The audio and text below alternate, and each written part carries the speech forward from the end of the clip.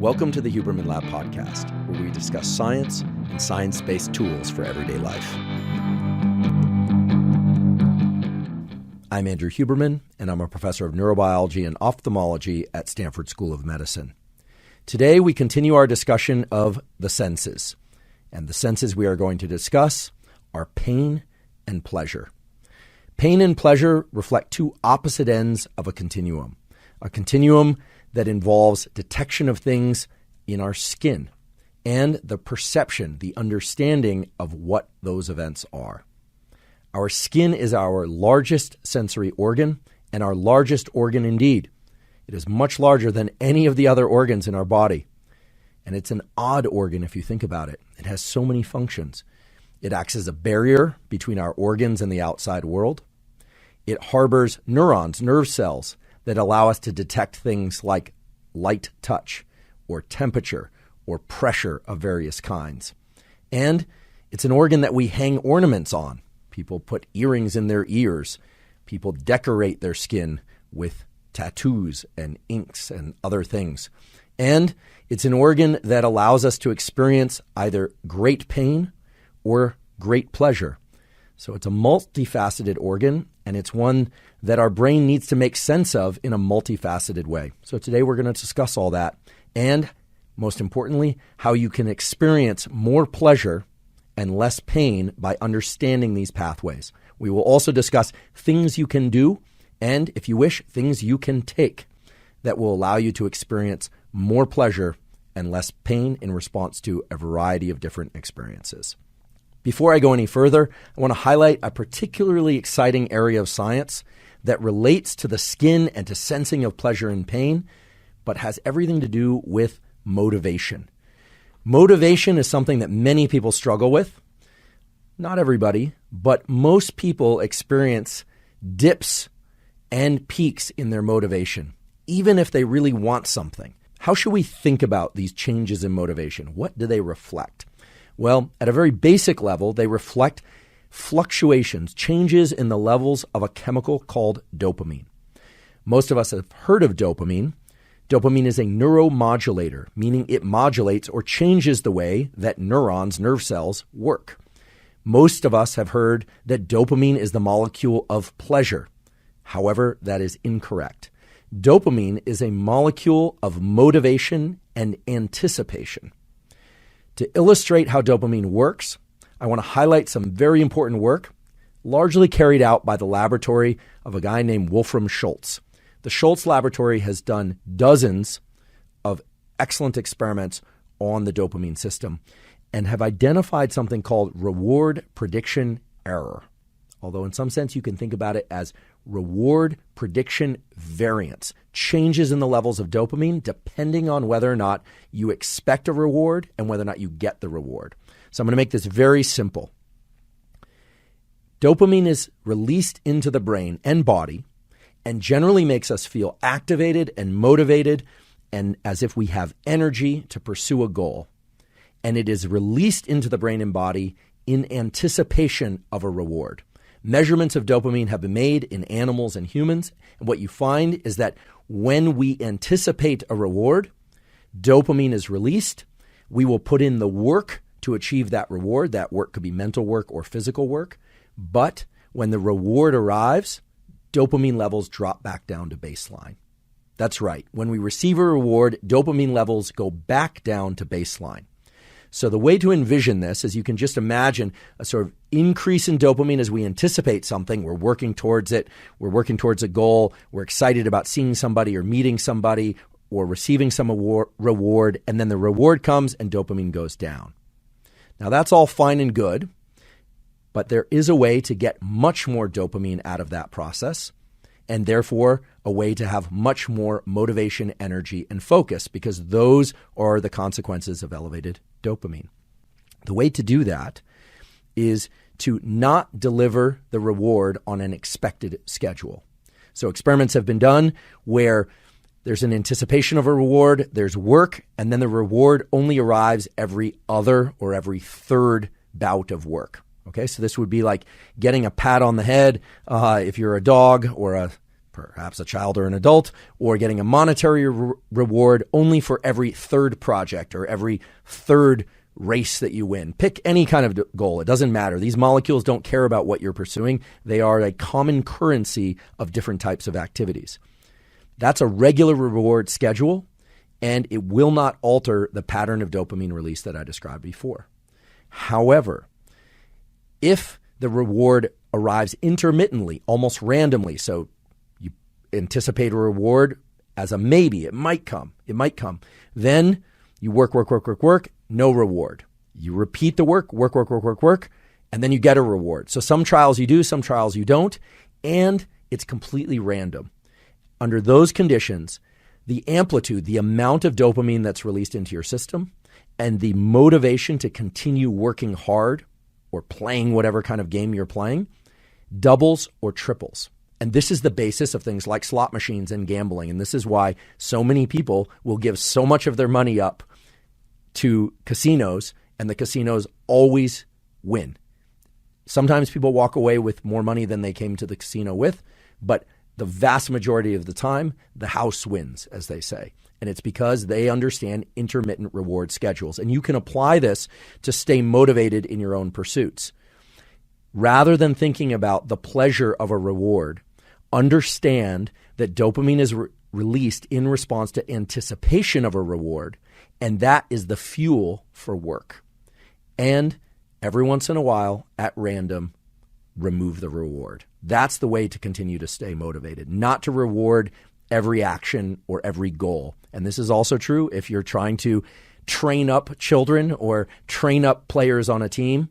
You should not celebrate every win. I know that's a little counterintuitive. We're going to go more into the biology of dopamine and how it relates to the pleasure system later on in the podcast. But for now, understand intermittent reward schedules, harness the biology of dopamine in ways that can allow you essentially infinite motivation over time. Before I go any further, I want to acknowledge that this podcast is separate from my teaching and research roles at Stanford. It is, however, part of my desire and effort to bring zero cost to consumer information about science and science-related tools to the general public. In keeping with that theme, I'd like to thank the sponsors of today's podcast. Our first sponsor is Inside Tracker. Inside Tracker is a personalized nutrition platform that analyzes data from your blood and DNA to help you better understand your body and help you reach your health goals. I've long been a believer in getting regular blood work done for the simple reason that many, if not all of the factors that impact your immediate and long-term health can only be analyzed from a quality blood test. And nowadays, with the advent of DNA tests, you can get further knowledge into the mechanisms that are going on in your body and how those mechanisms are changing as they relate to metabolism and hormones and other aspects that profoundly impact your well-being. The problem with most blood tests, however, is that you get information back and it will tell you whether or not your levels of something are high or low or within range, but it doesn't give you any directives. It doesn't tell you what to do with that information.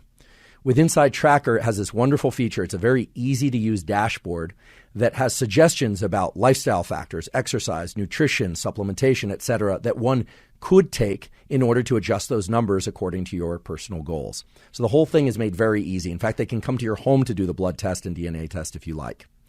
If you'd like to try Inside Tracker, you can go to insidetracker.com/Huberman. And if you do that, you'll get 25% off any of Inside Tracker's plans. Just use the code Huberman at checkout.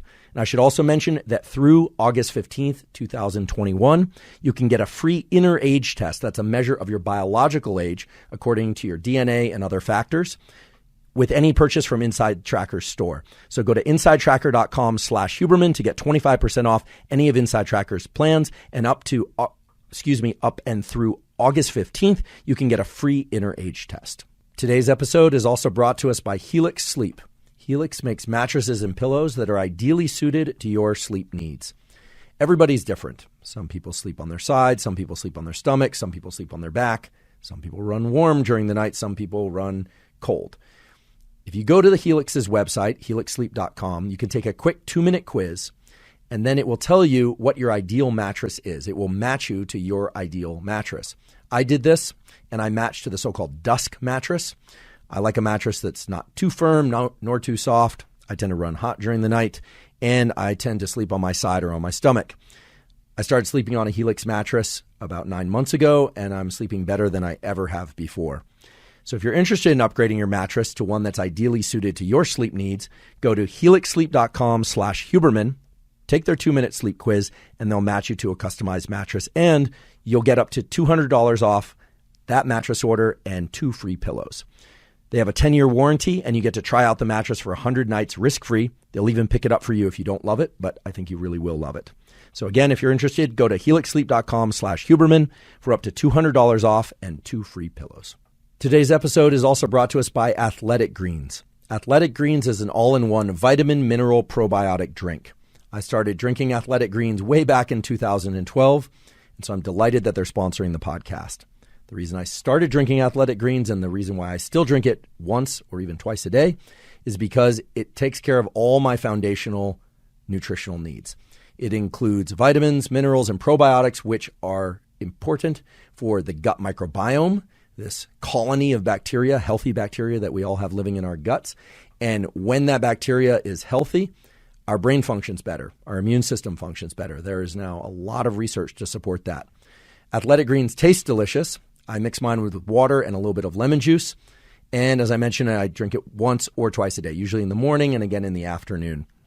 If you'd like to try Athletic Greens, you can go to athleticgreens.com/Huberman and claim a special offer. That special offer is a year's supply of vitamin D3, K2. There's now a robust literature showing that vitamin D3 is critical for various aspects of our health, metabolic health, endocrine health, etc. And you'll also get 5 free travel packs. When you travel, mixing up Athletic Greens is made really easy by these little travel packs. You just put them in a jar or a water bottle, mix it with water. It's very easy to do on a plane or in the car, etc. Again, go to athleticgreens.com/Huberman to get the Athletic Greens, the 5 free travel packs, and the year's supply of vitamin D3, K2. So let's talk about pleasure and pain. I think we all intuitively understand what pleasure and pain are. Pleasure generally is a sensation in the body and in the mind that leads us to pursue more of whatever is bringing about that sensation.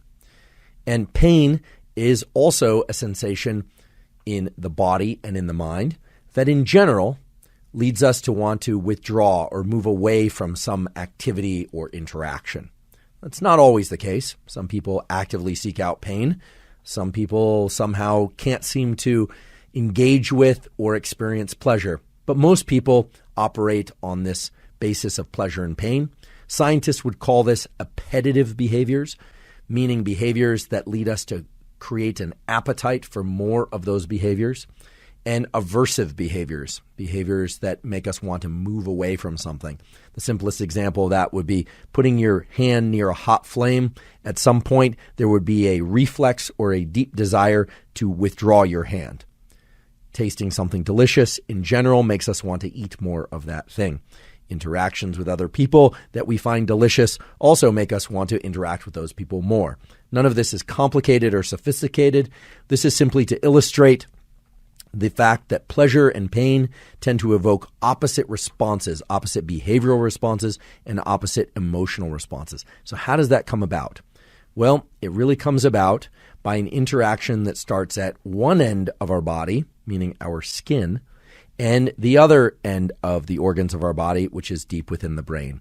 So let's consider these two ends of the spectrum of pleasure and pain and what they contribute to those experiences of pleasure and pain. The organ that we call the skin, as I mentioned earlier, is the largest organ in our body.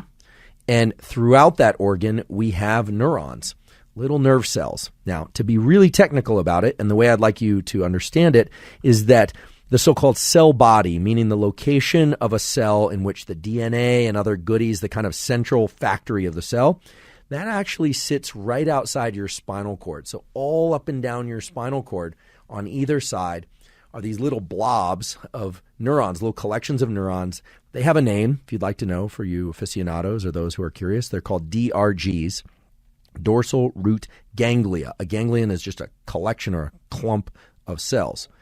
And those DRGs are really interesting because they send one branch that we call an axon, a little wire, out to our skin, also to our muscles and to our organs. But here we're talking about the skin. They send a wire out to our skin, and that wire literally reaches up into the skin. It's actually in our skin. And they have another wire from that same cell body that goes in the opposite direction, which is up to our brain and creates connections within our brain in the so-called brain stem. What this means is that the neuron in your body that we call the DRG that sends a wire, an axon, to sense what's going on in your big toe, and then sends another axon in the opposite direction into the base of your brain. That is the largest cell in your entire body of any kind, fat cell, muscle cell, nerve cell, etc. These are extremely long cells. They can be a meter or more depending on how tall you happen to be. So we have these cells that have wires that go off in two different directions, and the wire that's within our skin will respond to any number of different categories of stimuli. Okay, these wires are positioned within the skin to respond to mechanical forces, so maybe light touch. Some will only send electrical activity up toward the brain in response to light touch, meaning if you press on the skin really hard, they don't respond. You stroke the skin lightly with your fingertip or a feather, and they respond very robustly. Others respond to coarse pressure, to hard pressure, but they won't respond to a light feather. For instance, others respond to temperature. So they will respond to the presence of heat or the presence of cold or changes in heat and cold. And still others respond to other types of stimuli like certain chemicals on our skin. Many of you have probably experienced the sensation of eating a hot pepper. Well, I don't recommend doing this, but were you to take a little slice of jalapeno or other hot pepper, habanero pepper or something like that, and rub it on your skin, you would actually feel something at that location. And that's because that pepper doesn't just create a sensation within your mouth, it will create a similar sensation on your skin. So these neurons are amazing. They're collecting information of particular kinds from the skin throughout the entire body and sending that information up toward the brain. And what's really incredible, I just want you to ponder this for a second. What's really incredible is that the language that those neurons use is exactly the same. The neuron that responds to light touch sends electrical signals up toward the brain. The neurons that respond to cold or to heat or to habanero pepper, they only respond to the particular thing that evokes the electrical response. I should say that they only respond to the particular stimulus, the pepper, the cold, the heat, etc., that will evoke an electrical signal. But the electrical signals are a common language that all neurons use. And yet, if something cold is presented to your skin, like an ice cube, even if you don't see that ice cube, if your eyes are closed, or if someone comes up behind you and puts an ice cube against your bare-skinned back, you know that that sensation, that thing is cold. You don't misperceive it as heat or as a habanero pepper, okay? So that's amazing. What that means is that there must be another element in the equation of what creates pleasure or pain, and that element is your brain. Your brain takes these electrical signals and interprets them, partially based on experience, but also there are some innate, meaning some hardwired aspects of pain and pleasure sensing that require no experience whatsoever. A child doesn't have to fall down but once to know on that first fall that hurt. They don't have to touch a flame but once, and the very first time they will withdraw their hand from the flame. So no prior experience is required. Other things, prior experience is required. For instance, if you're somebody that has a intense aversion to spicy foods, that's probably because you've tasted spicy foods before. Likewise, if you really like sweet foods, it's probably because you've tasted them before. So you can start to make predictions based on prior experience, but the pain and pleasure system don't need prior experience. What they need is a brain that can interpret these electrical signals, that can take these electrical signals and somehow create what we call pleasure and pain out of them. So what parts of the brain? Well, mainly it's the so-called somatosensory cortex, the portion of our neocortex, which is on the outside of our brain, the kind of bumpy part, not kind of. If you have a normally formed brain, it will be bumpy. If you have a smooth brain, that's not good. Some animals just have a smooth brain. Humans have a bumpy brain, which means it has a very large surface area, and those bumps are because you squeezed it like a pizza and bunched it all up and put it inside the skull. So that's good. That means you have a lot of neurons.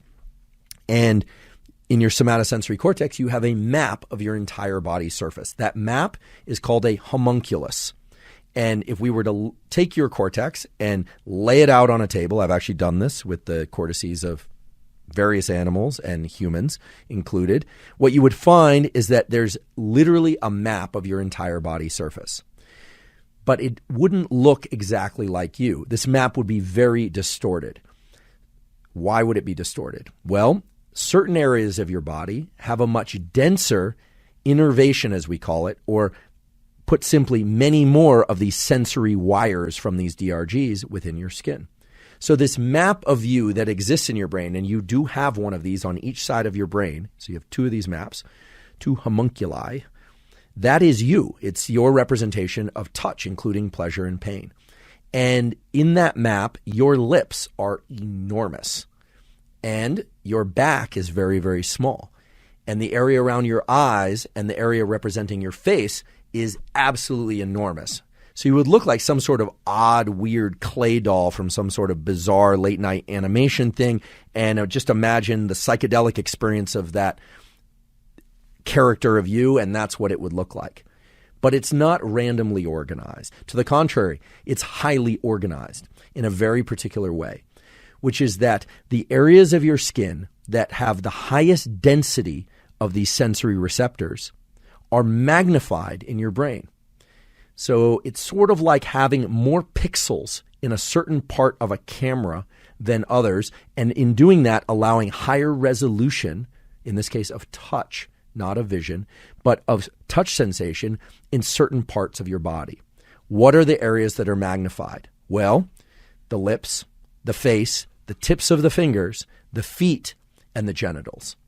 And so this map of you has very large lips, face, tips of fingers, bottoms of feet, and genitals. And that's because the innervation, the number of wires that go into those regions of your body far exceeds the number of wires for sensation of touch that go to other areas of your body. You can actually experience this in real time right now by doing a simple experiment that we call two-point discrimination. Two-point discrimination is your ability to know whether or not 2 points of pressure are far apart, near each other, or you actually could perceive incorrectly as 1 point of pressure. You might want a second person to do this experiment. Here's how you would do it. You would close your eyes. That person would take 2 fine points. Don't make them too sharp, please. So it could be 2 pencils or pens or the backs of pens. 2 pens I'm holding in my hands. If you're just listening to this, I'm just holding 2 pens. My favorite pens, these Pilot V5s or V7s, which I love. If you were to close your eyes and I were to take these 2 pens and put their points close together, about 1 centimeter apart, and present them to the top of your hand, I'm just going to do that now to myself, you, even though your eyes were closed, you would be able to perceive that that was 2 points of pressure presented simultaneously to the top of your hand. However, if I were to do this to the middle of your back, you would not experience them as 2 points of pressure. You would experience them as 1 single point of pressure. In other words, your 2-point discrimination is better, is higher on areas of your body which have many, many more sensory receptors. You are more sensitive at those locations. Now, this makes perfect sense once you experience it or you hear about it. However, most of us don't really appreciate how important and what a profound influence this change in density of receptors across our body surface has. And we can go a step further and describe another feature of the way that you're built and the way that you experience pleasure and pain, which is called the dermatome. The dermatome is literally the way in which your body surface is carved up into different territories. Much like a map of the United States is carved up into different territories of states and counties, etc. The dermatome is the way in which neurons connect to different parts of your body. Now, you've actually experienced the dermatome before. The dermatome is when you have a neuron that connects to a particular area of the body, and that neuron doesn't just send one little wire out, like one little line, and go up into the skin to detect mechanical or thermal or chemical stimuli. It actually sends many branches out, like a tree. But remember, those branches of the tree come from one single neuron. Now, occasionally what will happen is you will experience something like cold or heat or pain or tingling on a patch of your body. And occasionally that patch of body will actually have a very cleanly demarcated boundary, a very stark boundary with the areas around it. A good example of this would be the herpes simplex 1 virus, which if one has this virus, and I should mention that somewhere between 80 and 90% of people have this virus. This is not a sexually transmitted virus. This is a virus that's transmitted very easily between people through various forms of contact, non-sexual contact. It's present in children, it's present in adults, and most people get it. Some get symptoms and some don't. Some get recurring symptoms, some don't. We could talk about that at the end if you like. But this virus lives on what's called the fifth cranial nerve, also called the trigeminal nerve. The trigeminal nerve sends branches out to the lips, to the eyes, and to certain portions of the face. So for those of you listening, I've just kind of put my right hand across my face and to sort of simulate the 3 branches, the trigeminal aspect of this nerve. So tri-3. Now, when the herpes virus flares up, as they say, in response to stress or other factors, the virus inflames that nerve, and people experience tingling and pain on the nerve. Sometimes they'll get a cold sore or a blister on their lip or near their mouth. Sometimes they'll get a collection of those. And that's because that dermatome is actually inflamed. Now, other people will experience something like shingles, right? It's a fairly common viral infection. And what they'll notice is they'll get a rash that has a boundary. It's like they'll get a bunch of bumps, sometimes blisters, and it'll have a sharp boundary. That boundary exists because the virus exists on the nerve. And so it actually is boundaried with the neighboring area of the body that's receiving input from another nerve, and that one doesn't have the virus living on it. So anytime you see a rash or a pattern on the body surface, on the skin, that has a pretty stark boundary, chances are that's an event that's impacting the dermatome. I've experienced this before, not through herpes simplex, but through the experience of having a lot of blood sort of aggregating in a kind of a segment across the front of my face. It was really bizarre. I looked in the mirror and I thought, what is going on here? I was having an allergic reaction to something I'd eaten. And that allergic reaction clearly was affecting one of the nerves and therefore the dermatome. And what it showed up as was almost like someone had drawn lines on my face that said, okay, this rash or this reaction rather can happen here, but not in the region right next to it. Whenever you see that, chances are it's a reaction of the nerves of the dermatome. So you'll start to see these things more and more when you start to look for them. You don't always have to have a viral infection to experience this. Sometimes you'll just experience tingling or even a pleasant sensation, and it will be restricted in kind of a strict boundary on one location of your body surface and not another, not corresponding to an organ like, okay, this arm or just your feet or something like that, but just a segment. It's almost like someone outlined a particular area of your body surface. That's the dermatome. Okay, so you've got sensors in the skin, and you've got a brain that's going to interpret what's going on with those sensors. In fact, we can take an example of a sudden rash or inflammation at one location in the dermatome, and we can ask, what would make it hurt? What would make it worse? What would make it go away? And believe it or not, your subjective interpretation of what's happening has a profound influence on your experience of pleasure or pain. There are several things that can impact these experiences, but the main categories are expectation. So sort of whether or not you thought or could expect that this thing was going to happen, right? If someone tells you this is going to hurt, I'm going to, give you an injection right here. It might hurt for a second. That's very different, and your experience of that pain will be very different than if it happened suddenly out of the blue. There's also anxiety, how anxious or how high or low your level of arousal, autonomic arousal. That's going to impact your experience of pleasure or pain. How well you've slept, and where you are in the so-called circadian or 24-hour cycle. Our ability to tolerate pain changes dramatically across the 24-hour cycle. And as you can imagine, it's during the daylight waking hours that we are better able to tolerate. We are more resilient to pain, and we are better able to experience pleasure. At night, our threshold for pain is much lower. In other words, the amount of mechanical or chemical or thermal, meaning temperature stimuli, that can evoke a pain response and how we would rate that response is much lower at night, and in particular in the hours between 2 a.m. and 5 a.m. if you're on a kind of standard circadian schedule. And then the last one is our genes. Pain threshold and how long a pain response lasts is in part dictated by our genes. And later I'm going to discuss this myth, or whether or not it's really a myth, as to whether or not certain people, in particular redheads, people who have red pigmented hair and fair skin, whether or not their pain thresholds differ. And to just give you a little sneak peek into that, indeed they do, and it's because of a genetic difference in a particular gene and a particular pattern of receptors in the skin that are related to the pigmentation of hair and skin. So we have expectation, anxiety, how well we've slept, where we are in the so-called 24-hour circadian time, and our genes. So let's talk about expectation and anxiety, because those two factors can powerfully modulate our experience of both pleasure and pain in ways that will allow us to dial up pleasure if we like, and to dial down pain if indeed that's what we want to do. So let's talk about expectation and anxiety, because those two things are somewhat tethered. There are now a number of solid experiments, both in animal models and in humans, that point to the fact that if we know a painful stimulus is coming, that we can better prepare for it mentally and therefore buffer or reduce the pain response. However, the timing in which that anticipation occurs is vital for this to happen. And if that timing isn't quite right, it actually can make the experience of pain far worse.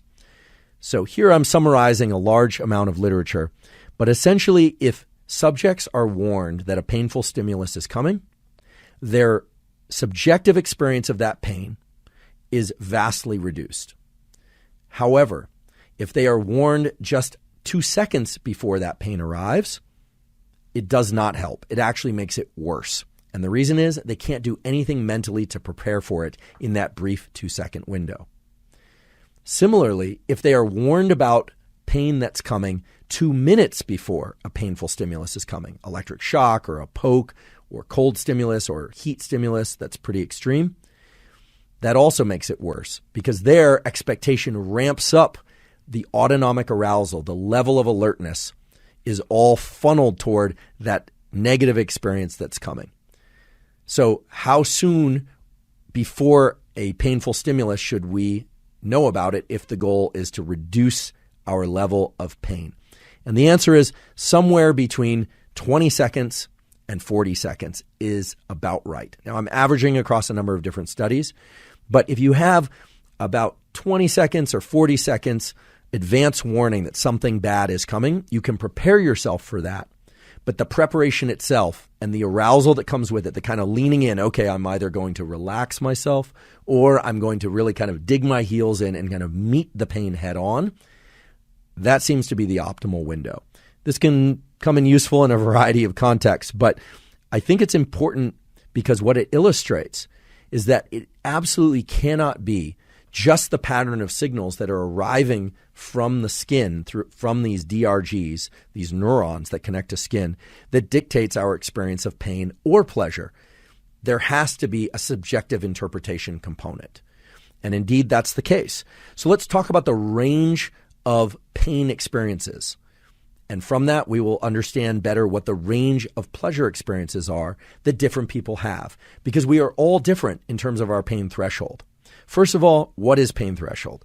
Pain threshold has 2 dimensions. The first dimension is the amount of mechanical or chemical or thermal stimulation that it takes for you or me or somebody else to say, I can't take that anymore. I'm done. But there's another element as well, which is how long the pain persists. I'll just describe myself, for example. I don't consider myself somebody who has a particularly high pain threshold. I don't think it's particularly low either, but I wouldn't consider myself somebody that has a particularly high pain threshold. When I stub my toe against the corner of the bed, it absolutely hurts. But one thing that I've noticed is that I have very sharp inflections, very high inflections in my perception of pain, and then they go away quickly. Now, I don't know if that's adaptive or not. It's probably not, but my experience of pain is very intense but very brief. Other people experience pain in a much kind of slower rising but longer lasting manner. And to just really point out how varied we all are in terms of our experience of pain, let's look to an experiment. There have been experiments done at Stanford School of Medicine and elsewhere, which involved having subjects put their hand into a very cold vat of water and measuring the amount of time that they kept their hand in that water. And then they would tell the experimenter, very quietly, how painful that particular stimulus was on a scale of 1 to 10, so-called Likert scale for you aficionados. That simple experiment revealed that people experience the same thermal, in this case cold, stimulus vastly different. Some people would rate it as a 10 out of 10, extreme pain. Other people would rate it as barely painful at all, like a 1. Other people, a 3. Other people, a 5, etc. Now, what's interesting is that the same thing is true for experience of a hot, painful stimulus. 120-degree hot plate where you have to put your hand on it, and then at some point you remove your hand. Some people are able to keep their hand on there the whole time, but people rate that experience as very painful, a little bit painful, or moderately painful, depending on who they are. Now, that's interesting, probably not that surprising, however. But what is very interesting is that when the same experiment was done on medical doctors or medical doctors in training, they too, of course, experienced pain through a range of subjective experiences. Some of them, just like any other person off the street, said a particular stimulus of a particular temperature was very painful. Others said it wasn't painful at all, and some said it was moderately painful. And that turns out to be vitally important for the treatment of pain, because pain is not an event in the skin. Pain is a subjective emotional experience. You may have heard that we have a particular category of these DRGs that innervate the skin, which are called nociceptors. Nociceptor comes from the word nocere, I believe it is, which means to harm. However, nociceptors don't carry information about pain. They carry information about particular types of stimuli impacting the skin. And then the brain assigns a value, a valence to it, a label, and says that's painful. And where people draw the line between not painful and painful varies. Now, because physicians are people and because physicians treat pain, what we know from a lot of data now is that if someone comes into the clinic and says they're experiencing chronic pain or whole body pain or acute pain after an injury or one location, it doesn't really matter what the cause is or even if there's a cause at all. How the doctor reacts to that report of the patient's pain will dictate, in many cases, the course of treatment. And of course, doctors, their goal is to treat the patient according to the patient's needs, not their own. And that's what good doctors do. However, it's been found, and I think now there is work being done to try and change this, but if a doctor has a very high threshold for pain, their interpretation of somebody else's report of pain is going to be different. They might not discount the patient, right? This doesn't necessarily mean that they think, oh, this person, their pain is irrelevant. Probably not. In fact, from having a high threshold for pain, if someone comes in and says, I'm in extreme pain, that doctor probably thinks, wow, this has to be really, really extreme. But they can be talking about two different experiences. Similarly, if a physician has a very low threshold for pain and someone comes in and says, I'm experiencing some pain in my back. I've got the sciatica thing, but it's a little bit uncomfortable. It's like a 4 out of 10. Well, that physician might interpret that 4 out of 10 as a pretty extreme sense of pain or a pretty extreme experience of pain. And so you can start to see how the subjective nature of pain can start to have real impact on the treatment of pain because treatment of pain is carried out by physicians. In fact, there is no objective measure of pain. We can ask how long somebody can keep their hand on a hot plate or in a cold bath. You can do various experiments. They even have some extreme experiments where they'll shave a portion of the leg and they'll put on a very painful chemical compound and see how long people can tolerate that. These are very uncomfortable experiments, as you can imagine. But in general, we don't have a way of measuring somebody else's subjective experience of pain. There's no blood pressure measure. There's no heart rate beats per minute measure of pain. So one of the great efforts of neuroscience and of medicine is to try and come up with more objective measures of pain. Similarly, pleasure is something that we all talk about. Ooh, that feels so good, or I love that, or more of that, please, or less of that. But we have no way of gauging what other people are experiencing except what they report through language. And so this is really just to illustrate that this whole thing around pain isn't a black box. We do have an understanding of the elements. There are elements in the skin, there's elements of the brain, there's expectation, anxiety, sleep, and genes, but that it is very complicated. And yet there are certain principles that fall out of that complicated picture that can allow us to better understand and navigate this axis that we call the pleasure-pain axis. So rather than focus on just the subjective nature of pain, let's talk about the absolute qualities of pain and the absolute qualities of pleasure so that we can learn how to navigate those two experiences in ways that serve us each better. First of all, I want to talk about heat and cold. We do indeed have sensors in our skin that respond to heat and cold. And for any of you that have entered a cold shower or a cold body of water of any kind, or ice bath, etc., you will realize that getting into cold is much harder if you do it slowly. Now, despite that, people tend to do it very slowly. I have noticed an enormous variation with which people can embrace the experience of cold. I noticed it because I do some work with athletes, and I do some work with military, and I do some work with the general public. And one of the best tests of how somebody can handle pain is to ask them to just get into an ice bath. It's not a very sophisticated experience, but it really gets into the core of the kind of circuitry that we're talking about, both in the skin and in the brain. Some people, regardless of sex, regardless of age, and regardless of physical ability, can just get into the cold. They're somehow able to do it. Now, I don't know what their experience of the cold is, and neither do you. You only know your experience. But they're able to do that. Some do it quickly, some do it slowly. Others find the experience of cold to be so aversive that they somehow cannot get themselves in. They start quaking, they start complaining, and many of them just simply get out. They can't do it. Some don't even get in past their knees. This isn't necessarily about pain threshold, but it's related to that. I think it can be helpful to everyone to know that even though it feels better at a mental level to get into the cold slowly, and people ask, oh, I just want to get in slowly, I want to take my time, it is actually much worse from a neurobiological perspective. The neurons that sense cold respond to what are called relative drops in temperature. So it's not about the absolute temperature of the water, it's about the relative change in temperature. So as you move from a particular temperature, whether or not it's in the air next to an ice bath or cold shower, or from a body of water that's warm to a body of water that's colder, or sometimes in the ocean you'll notice it's warm, and then as you swim out further, you'll get into a pocket of water where it's much colder. That's when the cold receptors in your skin start firing and sending signals up to your brain.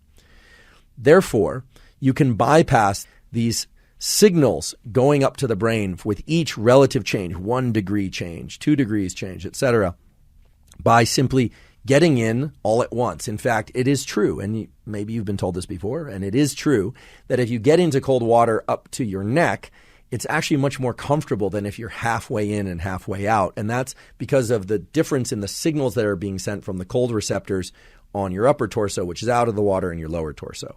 Now, I wouldn't want anyone to take this to mean that they should just jump into an unknown body of water. There are all sorts of factors like currents. And if it's very, very cold, yes, indeed, you can stop the heart. People can have heart attacks from getting into extremely cold water, like a melted mountain stream that's been frozen all winter, or has been very, very cold, or has a snowpack going into it. If it's very cold, you can indeed have a heart attack. So please be smart about how cold and what bodies of cold water you happen to put yourself into. But it is absolutely true that provided it's safe, getting into a cold water is always going to be easier to do quickly, and is going to be easier to do up to your neck. In fact, you actually want to get your shoulders submerged. There are a number of other things you can do if you really want, and it's safe to do. You can put your face under and activate the so-called dive reflex, which also makes the tolerance of cold easier, believe it or not. So it's very counterintuitive. It's like getting into cold water faster and more completely, you will experience as less uncomfortable, less cold. And indeed, that's the case. And that's because these cold receptors are measuring every relative drop in temperature. So every single one is graded, as we say in biology. It's not absolute. As an additional point, if you're sitting in a body of cold water and it's not circulating, you'll notice that you start to warm up a little bit. Or even if you feel like you're freezing cold, if you move, and that water around you moves, of course, then you'll notice it's got even colder. And that's because there's a thermal layer. You're actually heating up the water that surrounds your body like a halo around every aspect of your body, a sort of silhouette of you of heat where you're heating that water. When you move, you disrupt that thermal layer. Now, heat is the opposite. Heat and the heat receptors in your skin respond to absolute changes in temperature. And this is probably because our body and our brain can tolerate drops in temperature much better than it can tolerate increases in temperature safely.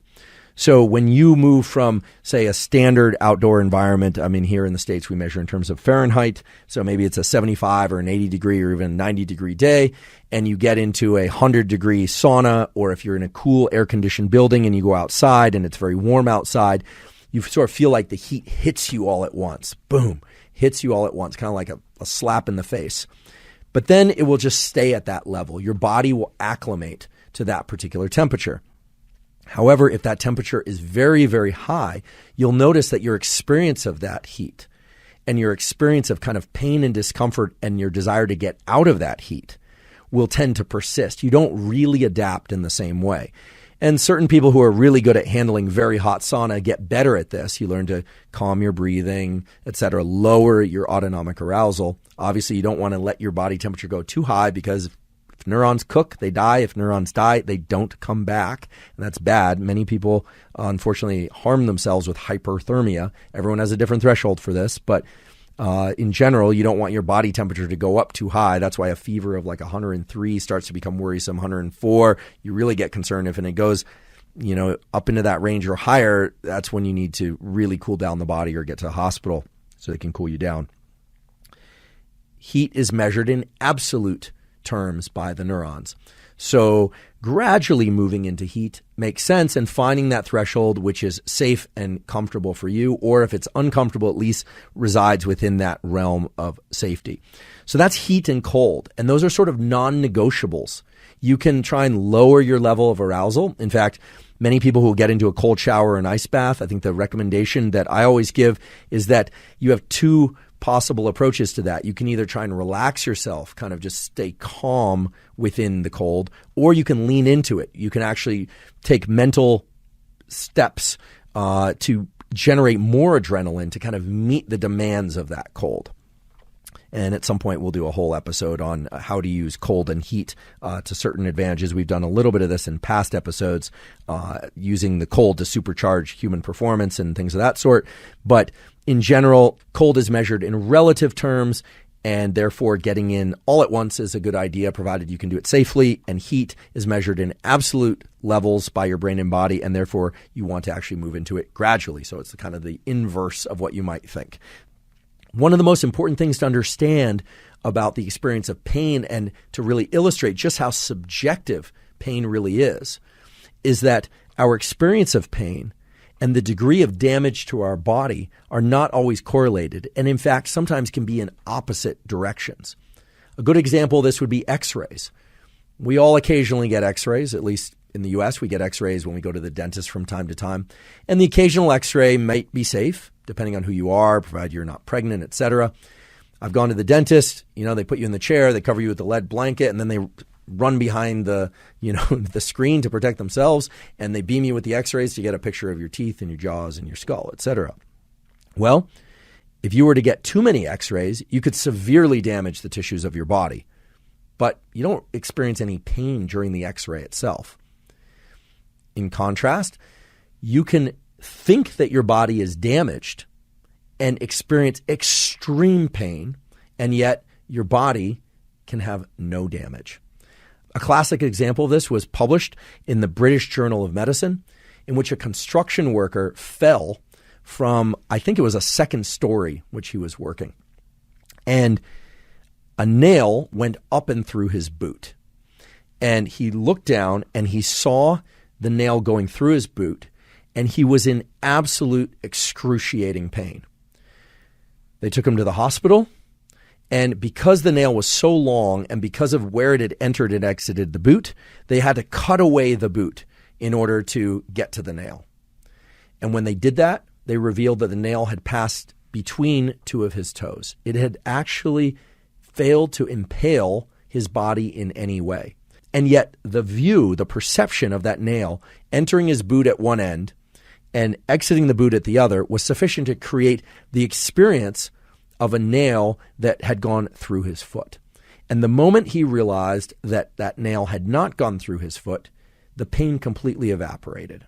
And this has been demonstrated numerous times. People that work in emergency rooms actually see variations on this, not always that extreme, but many times what we see and how we perceive that wound or that event has a profound influence on how we experience pain. And I mention this not just because it's a kind of sensational and fantastic example of this extreme subjective nature of pain, but also because it brings us back to this element, which is we don't know how other people feel, not just about pain, but about pleasure. We think we do. We have some general sense of whether or not an event ought to be painful or pleasurable. But actually, we barely understand how we feel, let alone how other people feel. And we can be badly wrong about how we feel, meaning we can misinterpret our own sense of pain or our own sense of pleasure depending on what we see with our eyes and what we hear with our ears. So we hear a scream, like a shrill scream, and we think it must be pain. And if we look at something that's happening to somebody and it fits a prior category or a prior representation of what we would consider painful stimulus, well, then we think that they're in extreme pain, but actually they might not be in pain at all. Now, this highly subjective nature of pain and the way in which we use our visual system to interpret other people's pain and our own pain has actually been leveraged to treat a very extreme form of chronic pain. And it's an absolutely fascinating area of biology and neuroscience. And it's one that we can actually all leverage toward reducing our own levels of pain whenever we are injured, or, believe it or not, even in chronic pain. To describe this area of science requires a kind of extreme example.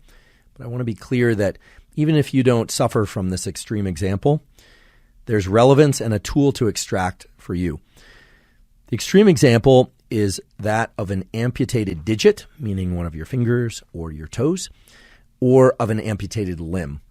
So people that have digits or limbs that are gone, missing from an injury or surgical removal, will often have the experience that it's still there, the so-called phantom limb phenomenon. Now, why would that be? Well, when you remove a particular finger or limb, obviously that finger and limb is gone, and the dorsal root ganglion neuron that would normally send a wire out to that particular region of the body, that wire is no longer there because that portion of the body is no longer there. And in some cases, those neurons die, almost always, but not always. However, the map, your so-called homunculus, your representation of yourself in the brain, is still there. And this map, the so-called homunculus map that you have and that I have, is very plastic. It can change. And so as a consequence, areas of the map that are adjacent to one another can actually start to invade other areas of the map. So, for instance, there are neuroimaging studies that have documented that somebody that has, say, a complete removal of their left arm, the representation of their left arm still exists in the cortex. And experimentally, if one is to stimulate that area of the cortex, that person, and if that person were you, would experience having that arm, that it were being stimulated, even though it's not there.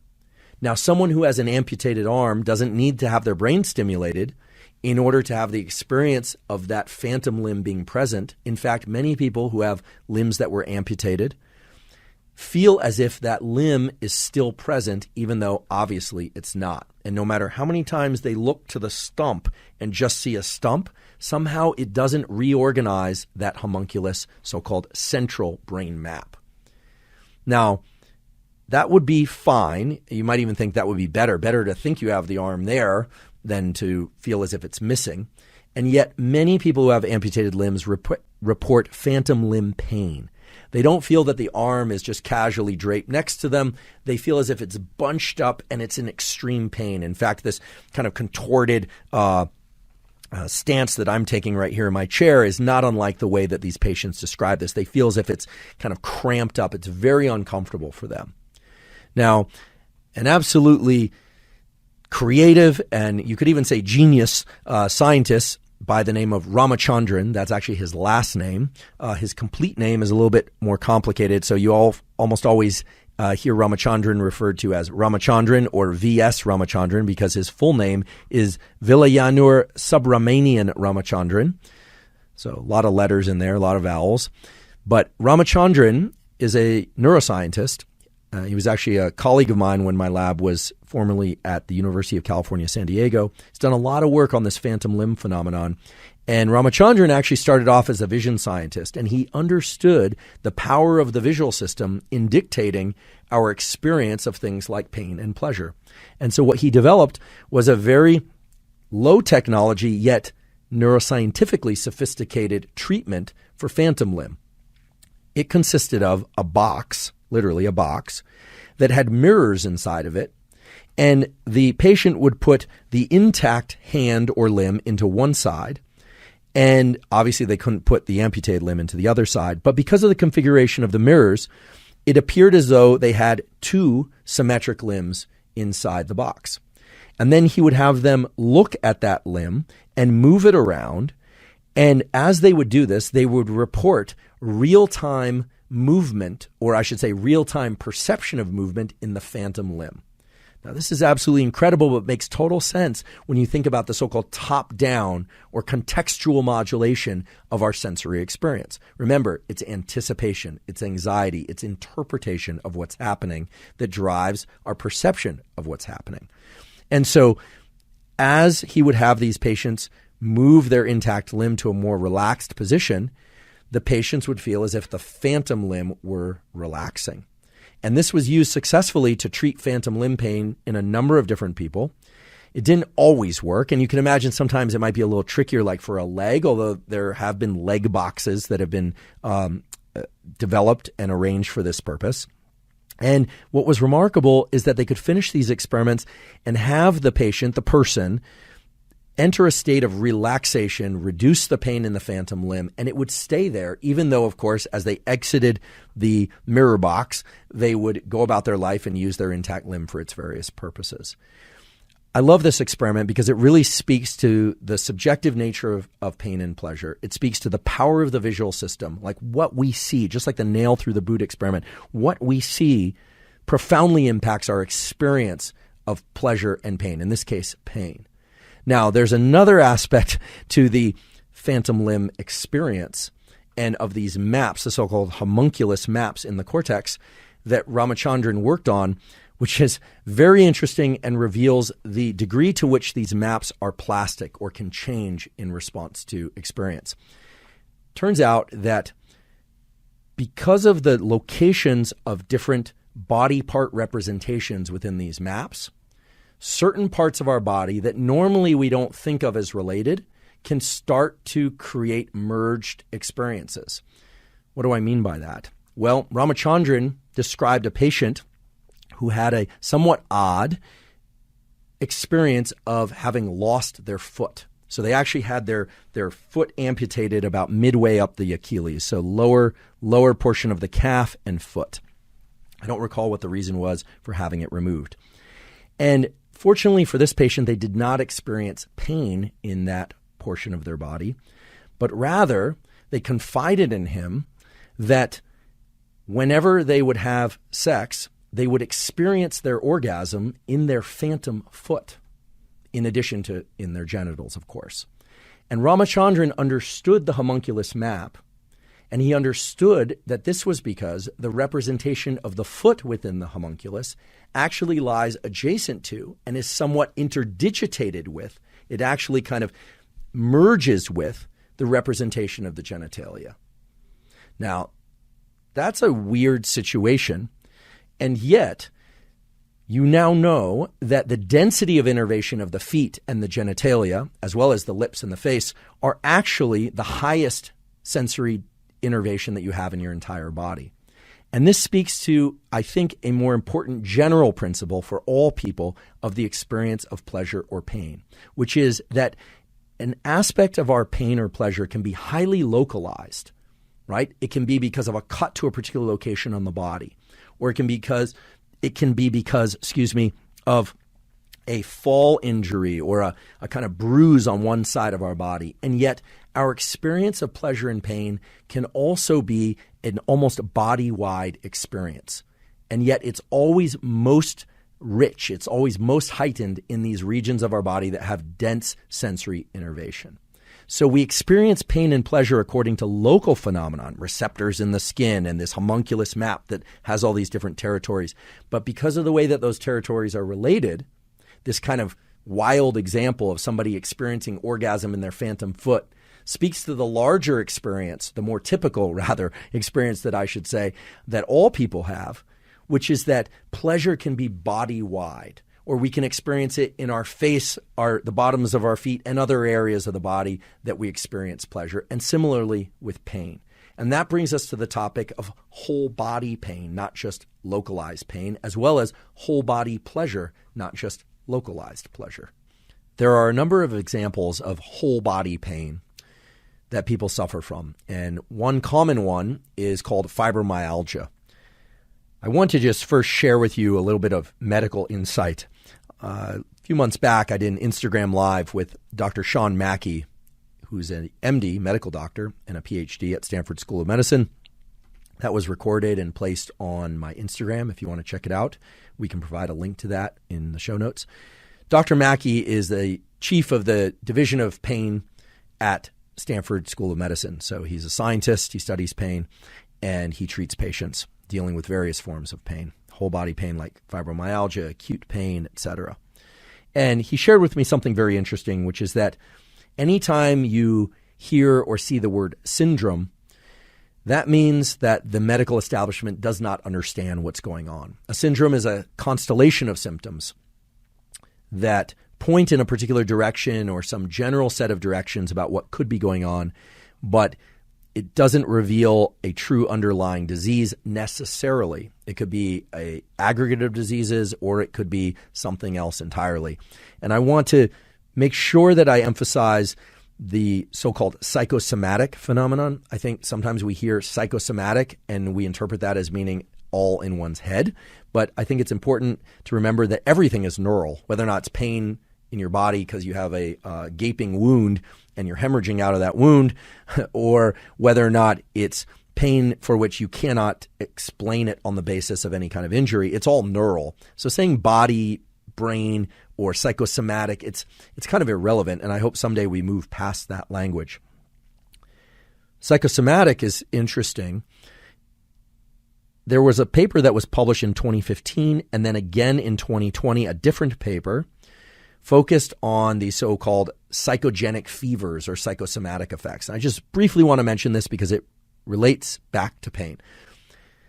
These studies have shown that there are areas of the so-called thalamus, which integrates and filters sensory information of different kinds, and within the brainstem, an area called the DMH, and I can also provide a link to this study if you like, that shows that there is a true neurological basis. There are brain areas and circuits that are related to what's called psychogenic fever. When we are stressed, and in particular, if we think that we were injured or that we were infected by something, we can actually generate a true fever. It is not an imagined fever. It is our thinking generating an increase in body temperature. And so this has been called psychosomatic, it's been called psychogenic, but it has a neural basis. Okay? So when we hear syndrome, and a patient comes into a clinic and says that they suffer, for instance, from something which is very controversial, frankly, like chronic fatigue syndrome. Some physicians believe that it reflects a real underlying medical condition. Others don't. However, syndrome means we don't understand. And that doesn't mean something doesn't exist.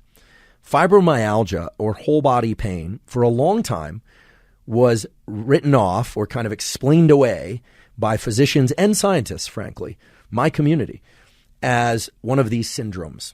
It couldn't be explained. However, now there is what I would consider, and I think others would and should consider, firm understanding of at least one of the bases for this whole body pain. And that's activation of a particular cell type called glia. And there's a receptor on these glia, for those of you that want to know, called the Toll-4 receptor. And activation of the Toll-4 receptor is related to certain forms of whole body pain and fibromyalgia. Now, what treatments exist for fibromyalgia? And even if you don't suffer from fibromyalgia, and even if you don't know anyone who does, this is important information because what I'm about to tell you relates to how you and your body, which is you, of course, can deal with pain of any kind. And there are actually things that one can do and take that can encourage nerve health in general, in other conditions like diabetic neuropathy, but in all individuals. So there are clinical data using a prescription drug. This is work that actually was done by Dr. Mackey and colleagues. The drug is called naltrexone. Naltrexone is actually used for the treatment of various opioid addictions and things of that sort. But it turns out that a very low dose, I believe it was a 1/10 the size of the typical dose of naltrexone, has been shown to have some success in dealing with and treating certain forms of fibromyalgia. And it has that success because of its ability to bind to and block these Toll-4 receptors on glia. Okay, so this so-called syndrome, or this thing that previously was called a syndrome, fibromyalgia, actually has a biological basis. It was not just in patients' heads. And I really tip my hat to the medical establishment, including Dr. Mackey and others, who explored the potential underlying biologies of things like fibromyalgia and are starting to arrive at treatments. Now, I'm not a physician, I'm a professor, so I'm not prescribing anything. You should talk to your doctor, of course, if you have fibromyalgia or other forms of chronic or whole body pain, to explore whether or not these low-dose naltrexone treatments are right for you. But I think it's a beautiful case study, if you will, not a case study of an individual patient, but a case-in study of linking up the patient's self-report of these experiences and using science to try to establish clinical treatments. There's another treatment, or I should say there's another approach that one could take. And again, I'm not recommending people do this necessarily. You have to determine what's right and safe for you. I cannot do that. There's no way. Your situations vary far too much, and it would be outside of my wheelhouse to prescribe anything. But there's a particular compound which in the United States is sold over the counter and in Europe is prescription. It's one that I've talked about on this podcast before for other purposes. And that compound is acetyl L-carnitine. Acetyl L-carnitine, as I mentioned, is by prescription in most countries in Europe. In the US, you can buy this over the counter. There is evidence that acetyl L-carnitine can reduce the symptoms of chronic whole body pain and other certain forms of acute pain at dosages of somewhere between 1 to 3 and sometimes 4 grams per day. Now, acetyl L-carnitine can be taken orally. It's found in 500 milligram capsules, as well as by injection. By injection in the States, in the United States that is, also requires a prescription, or requires a prescription, I should say. The over-the-counter forms are generally capsules or powders. Those apparently do not require a prescription. There are several studies exploring acetyl L-carnitine in this context, as well as for diabetic neuropathy. And what's interesting about acetyl L-carnitine is it's one of the few compounds that isn't just used for the treatment of pain, but has also been shown in certain contexts to improve peripheral nerve health generally. And for that reason, it's an interesting compound. I've also talked about acetyl L-carnitine on here previously because it has robust effects on things like sperm motility and health, including the speeds at which sperm swim, how straight they swim. Turns out that swimming for sperm is more efficient if they swim straight, as opposed to like those, like those kids on the swim team that are like banging up against the lane lines and zigzagging all over the place. So it does turn out to be the case that the quickest route between any two places is a straight line, and the good sperm know that, and the less good sperm don't seem to know that. And acetyl L-carnitine seems to facilitate straight swimming trajectories as well as speed of swimming and overall sperm health. And There is evidence from quality peer-reviewed studies showing that L-acetyl L-carnitine supplementation can also be beneficial for women's fertility in ways that it affects, perhaps, we don't really know the mechanism, health and status of the egg or egg implantation. There are a large number of studies on acetyl L-carnitine. You can look those up on PubMed if you like, or on examine.com.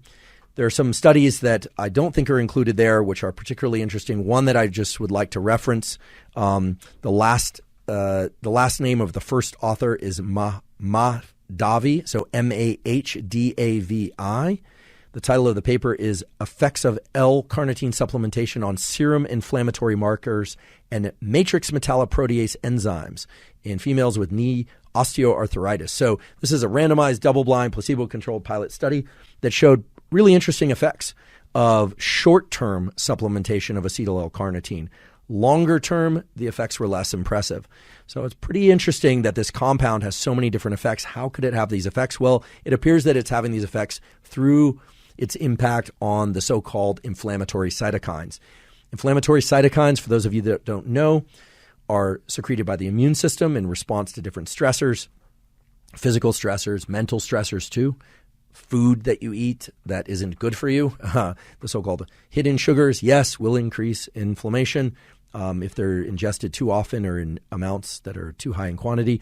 Things like interleukin-1 beta, things like C-reactive protein, things like interleukin-6. Interleukin-6 is kind of the generic inflammatory marker that all studies refer to, and yet there are other interleukins. Please note that there are other interleukins like interleukin-10 that are anti-inflammatory. So our immune system can secrete inflammatory molecules to deal with wounds and stress and things, and in the short term that's good, and in the long term that's bad.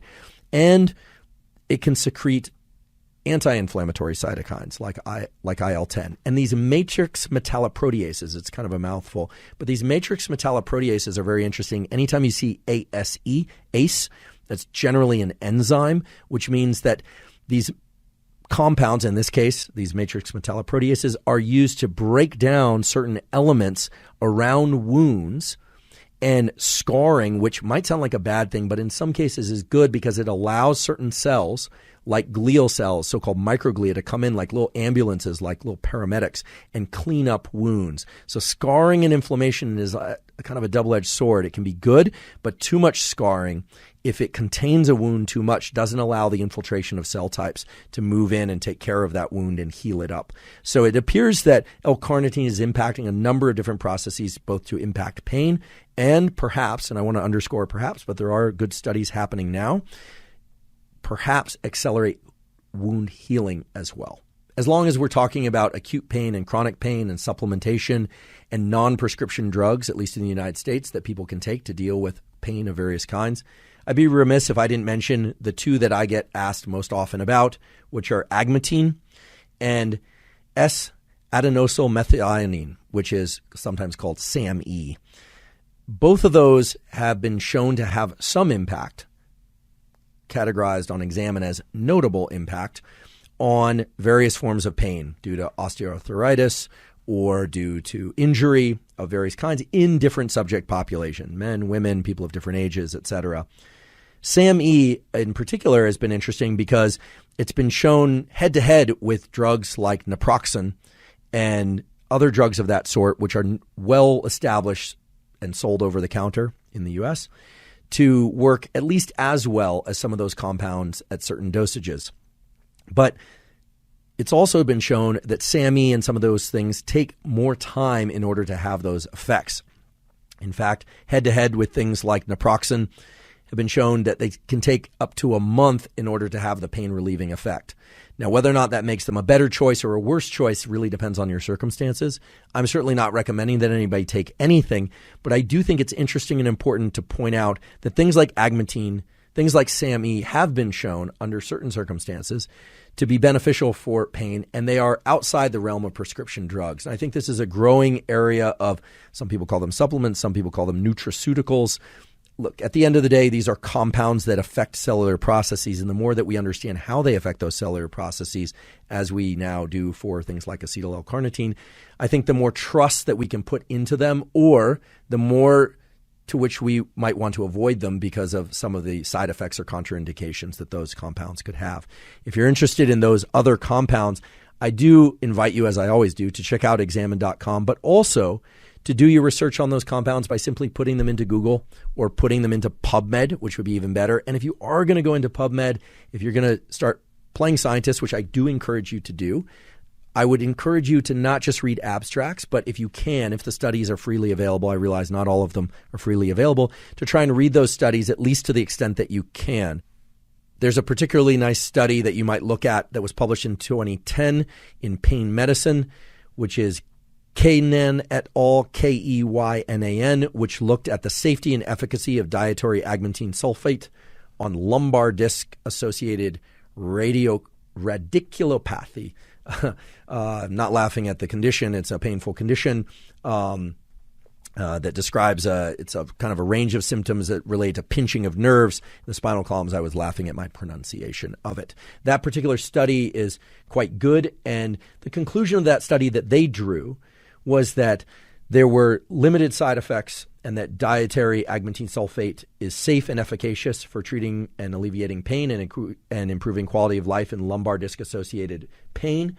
However, there were very specific dosage regimens, that were described there and duration of treatment. And so you should not take anything that I say or that study to mean that you can just take this stuff willy-nilly or at any concentration, of course, or dose. You always want to pay attention to what the science says. That paper, fortunately, is freely available online, and we will also provide a link to that study. For those of you that are interested in SAMe and its usage for the treatment of various types of pain and perhaps other benefits, a number of companies have stopped making SAMe. Instead, what they're now focusing on is what they think is a better or more bioavailable alternative, which is 5-methyl tetrahydrofolate, or 5-MTHF. This molecule is necessary for converting homocysteine to methionine, which is then converted to SAMe. So rather than taking SAMe directly, the idea is to take something that's upstream of SAMe and make more SAMe endogenously available. This is a different strategy. I've talked about this strategy before for increasing other things like growth hormone, et cetera. There's always this question of whether or not, in trying to increase the amount of a particular molecule in the body, whether or not taking that specific molecule is the best thing, or working further upstream, as it's referred to, working on the precursor or increasing the levels of the precursor is the better way to go. It appears that this 5-MTHF is the strategy that people are now taking in place of taking SAMe directly. So in other words, they're taking this in order to get elevated levels of SAMe. Now I'd like to turn our attention to a completely non-drug, non-supplement related approach to dealing with pain. And it's one that has existed for thousands of years, and that only recently has the Western scientific community started to pay serious attention to. But they have started to pay serious attention to it. And there is terrific mechanistic science to now explain how and why acupuncture can work very well for the treatment of certain forms of pain. Now, first off, I want to tell you what was told to me by our director or chief of the pain division at Stanford School of Medicine, Dr. Sean Mackey, which was that some people respond very well to acupuncture and others do not. And the challenge is identifying who will respond well and who won't respond well. Now, when I say won't respond well, that doesn't necessarily mean that they responded in a negative way, that it was bad for them. But it does appear that a fraction of people experience tremendous pain relief from acupuncture, and others experience none at all or very little, to the point where they have to seek out other forms of treatment. The science on this is still ongoing. There was actually an excellent paper published on this in the Journal of the American Medical Association, one of the premier medical clinical journals. And it basically reinforced the idea that you have responders and non-responders. A number of laboratories have started to explore how acupuncture works. And one of the premier laboratories for this is Chufu Ma's lab at Harvard Medical School. Chufu has spent many years studying the pain system and a system that's related to the pain system, which is the system that controls our sensation of itch. Just as a brief aside about itch and pain are often co-associated with one another. I was recently in Texas, and I will tell you, they have some mean mosquitoes. They're small, but whatever they're injecting into your skin, well, here I am talking now about my subjective experience of pain. Whatever they injected into my skin felt to me like the most extreme mosquito bites I've ever had. Not while they were biting me, not while they were injecting the venom, but boy, do those Texan mosquitoes make me itch. How do they do it? Well, their venom creates little packets of so-called histamine that travel around. Those packets are called mast cells, little packets of histamine that go to that location and make me, and presumably you, want to scratch those mosquito bites. I scratch mine, you scratch yours, but we both scratch our mosquito bites. And when we do that, the histamines are released, it gets red and inflamed, and they itch even worse. The inflammation is actually caused by the histamine. Well, that experience of inflammation and pain and itch is what we call a pyrogenic experience. Okay, so we have pain, which is nociception, essentially. I know that the pain aficionados always get a little upset because they say, oh, there's no such thing as a pain receptor. It's nociceptive receptors and pain is subjective experience. Yes, I acknowledge all that. But for fluency, let's just think about pain as a certain experience and itch as a separate experience, but they often exist together because those mosquito bites were what I would call painful, or at least not pleasant. They just didn't just itch, they were also painful. And that's because itch brings with it inflammation, and inflammation often brings with it pain relief, but it can also bring with it the sensation of pain. So itch and pain are two separate phenomenon. It was actually discovered through a really interesting phenomenon that relates to something that is actually consumed in supplement form, which is this tropical legume. It's actually a bean called mucuna pruriens. That's M-U-C-U-N-A. That's one word. P-R-U-I-E-N-S. Mucuna pruriens is a bean. It's this legume. This bean is 99% L-dopa. It's dopamine, or rather, it's the precursor to dopamine. And people buy this stuff and take it over the counter as ways to increase their levels of dopamine. It does make you feel really dopamined out. I mean, it makes you feel a little high and really motivated and really energetic. A lot like other drugs that will do that. I don't necessarily recommend taking mucuna pruriens. I personally don't like taking it. It doesn't make me feel good. I crash really hard when I take it. But on the outside of this bean is a compound that makes people itch. Okay, so they remove this when you take it in supplement form. In fact, it's usually in capsule form. But the outside of this bean, it's like a hairy bean, right? And those little hairs contain a compound which was actually used to study and identify these itch receptors in the skin. So we don't have time to go into all the details of itch, but it's pretty interesting that you have these compounds out in nature that can make us itch. Inside them, they have dopamine. I mean, this is really weird, but plant compounds are really powerful. So don't let anyone tell you that because something's from a plant or an herb that it's not powerful. There are very powerful plant and herb compounds. Mucuna pruriens being one of them, with dopamine on the inside and itchy stuff on the outside. Now, what does this all have to do with acupuncture? Well, Chufu Ma's lab has not just identified the itch pathway, these pruridogens as they're called, which cause itch, and the pyrogenic phenomenon of itch being separate from pain. His lab has also studied how acupuncture causes relief of, but also can exacerbate pain. Now, the form of acupuncture that they explored was one that's commonly in use called electroacupuncture. So this isn't just putting little needles into different parts of the body.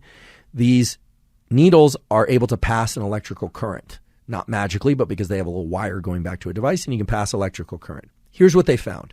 This is a study, published in the journal Neuron, Cell Press journal, excellent journal, very high stringency. So what Chufu Ma's lab found was that if electroacupuncture is provided to the abdomen, to the stomach area, it creates activation of what are called the sympathetic ganglia. These have nothing to do with sympathy in the emotional sense. It has to do with the stress response. Sympa just means together. So it activated a bunch of neurons along the spinal cord. And the activation of these neurons involves noradrenaline and something called NPY, neuropeptide Y. The long and short of it is that stimulating the abdomen with electroacupuncture was either anti-inflammatory or could cause inflammation. It could actually exacerbate inflammation, depending on whether or not it was of low or high intensity. Now, that makes it a very precarious technique, and this may speak to some of the reason why some people report relief from acupuncture and others do not.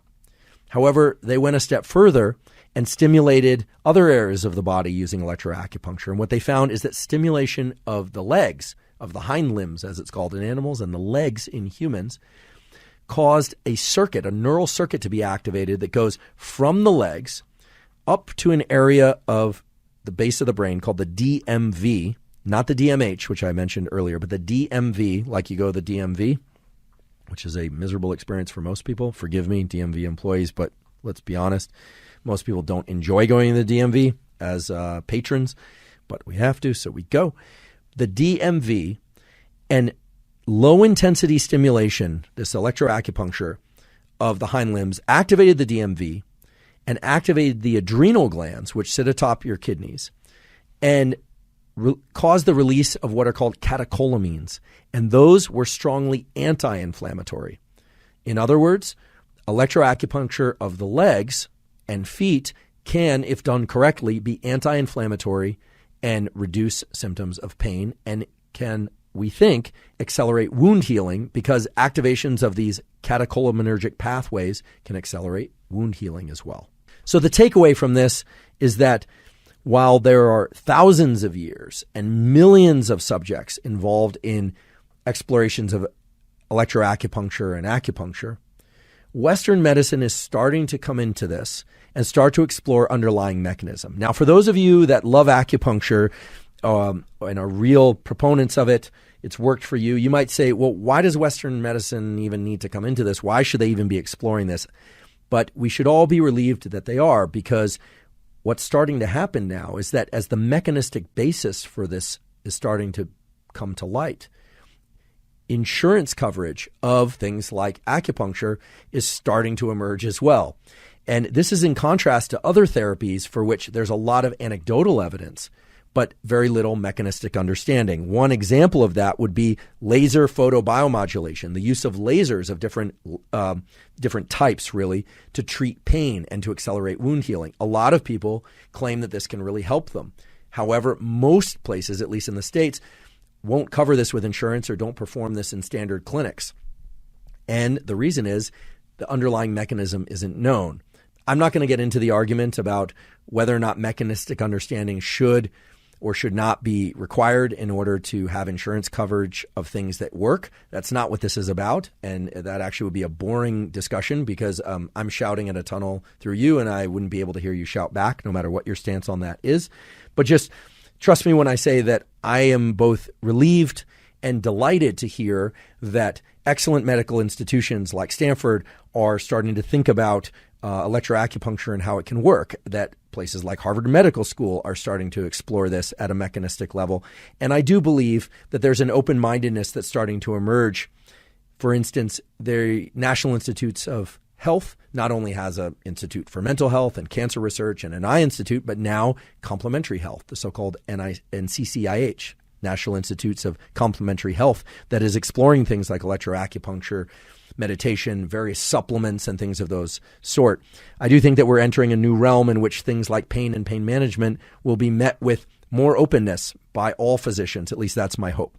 So please take that into consideration. Right now, the mechanistic evidence for laser photobiomodulation is not strong. One of the major issues or the barriers to that is that most of the studies that are out there were actually paid for by companies that build devices for laser photobiomodulation. And so we really need independent studies funded by federal institutions that have no bias or financial relationship in order to gain trust in whatever data happen to emerge.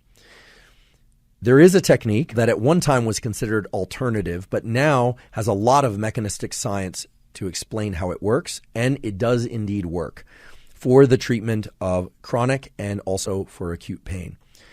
And that treatment is hypnosis, in particular self-hypnosis. My colleague at Stanford, in fact, my collaborator, Dr. David Spiegel, our Associate Chair of Psychiatry, has devoted his professional life to developing hypnosis tools that people can use to help them sleep better, focus better, stay motivated, etc. While most people hear hypnosis and they think, oh, this is stage hypnosis, people walking around like chickens or being forced to laugh or fall asleep on command, etc., this is completely different than all that. This is self-hypnosis. And there are now dozens, if not more, quality peer-reviewed studies published in excellent journals done by Dr. Spiegel and others at other universities. It really all has to do with how self-hypnosis can modulate activity of the prefrontal cortex and related structures like the insula. The prefrontal cortex is involved in our executive function, as it's called, our planning, our decision-making, but also how we interpret context, what the meaning of a given sensation is. And that's extremely powerful. Just want to remind everybody that the currency of the brain and body has not changed in hundreds of thousands of years. It's always been dopamine, serotonin, glutamate, GABA, testosterone, estrogen. What's changed are the contingencies, the events in the world that drive whether or not we get an increase or decrease in testosterone or estrogen. The events in the world that dictate whether or not we get an increase or a decrease in dopamine. Believe me, the events that drove those increases and decreases were very different even 100 years ago than they are now. And as we create new things and societies change, etc., they will continue to exchange information in the same currency, which is dopamine, serotonin, and all these other neuromodulators and chemicals. Hypnosis takes advantage of this by allowing an individual, you if you like, to change the way that you interpret particular events and to actually experience what would be painful as less painful or not painful. And that's just the example of pain. Hypnosis is powerful for other reasons too. It actually can help rewire neural circuits so that you don't experience as much pain, so that you can sleep faster, focus faster. If this is all sounding very fantastical, well, it's supported by data. The data are that when people do self-hypnosis, even brief self-hypnosis of 10 or 15 minutes a few times a week, maybe even return to that hypnosis by just using a 1 minute a day hypnosis, they can achieve significant and often very impressive degrees of pain relief in chronic pain, whether or not that chronic pain arises through things like fibromyalgia or through other sources. If you want to check this out, there's a wonderful zero-cost resource that's grounded in this work. It's the app Reveri.com, so REVERI.com. There you can download a zero-cost app for Apple phones or for Android phones. And there are a variety of different hypnosis scripts. These are actually self-hypnosis scripts, and you'll actually hear Dr. David Spiegel talking to you. He can teach you about hypnosis and how it works. There are links to scientific studies at that web address that I gave you before, Reveri.com. You can see the various studies and the various write-ups related to those studies and how this all works. And they're simple protocols. You just click on a tab and you listen to the self-hypnosis and it will take you into hypnosis. And several of those hypnosis scripts have been shown clinically to relieve certain patterns of chronic pain. So it's a powerful tool. And I encourage you not to write off the non-drug, non-supplement tools as less than powerful, because indeed many people experience tremendous relief from them. And of course, they also can be combined with drug treatments if that's right for you, or with supplements and things of that sort to treat pain if that's right for you. So again, electroacupuncture, now often supported by insurance, not always, but often. Great mechanistic data starting to emerge. Hypnosis, terrific tool. There's even the self-hypnosis tool that one can access through the zero-cost app, Reveri, and lots of great clinical data and scientific mechanistic data. There are neuroimaging studies showing that different brain areas are activated in hypnosis, the so-called default network, kind of where your brain is kind of idles and the different circuits that are active at rest shift with hypnosis and shift long-term in ways that positively can serve you. And then these things like laser photobiomodulation, still more or less in that experimental medical community, I should say Western medical community, not so certain, but hopefully there will be data soon, and hopefully those data will point to mechanisms that allow the insurance companies and other sort of medical bodies to support them if indeed they have a mechanistic basis.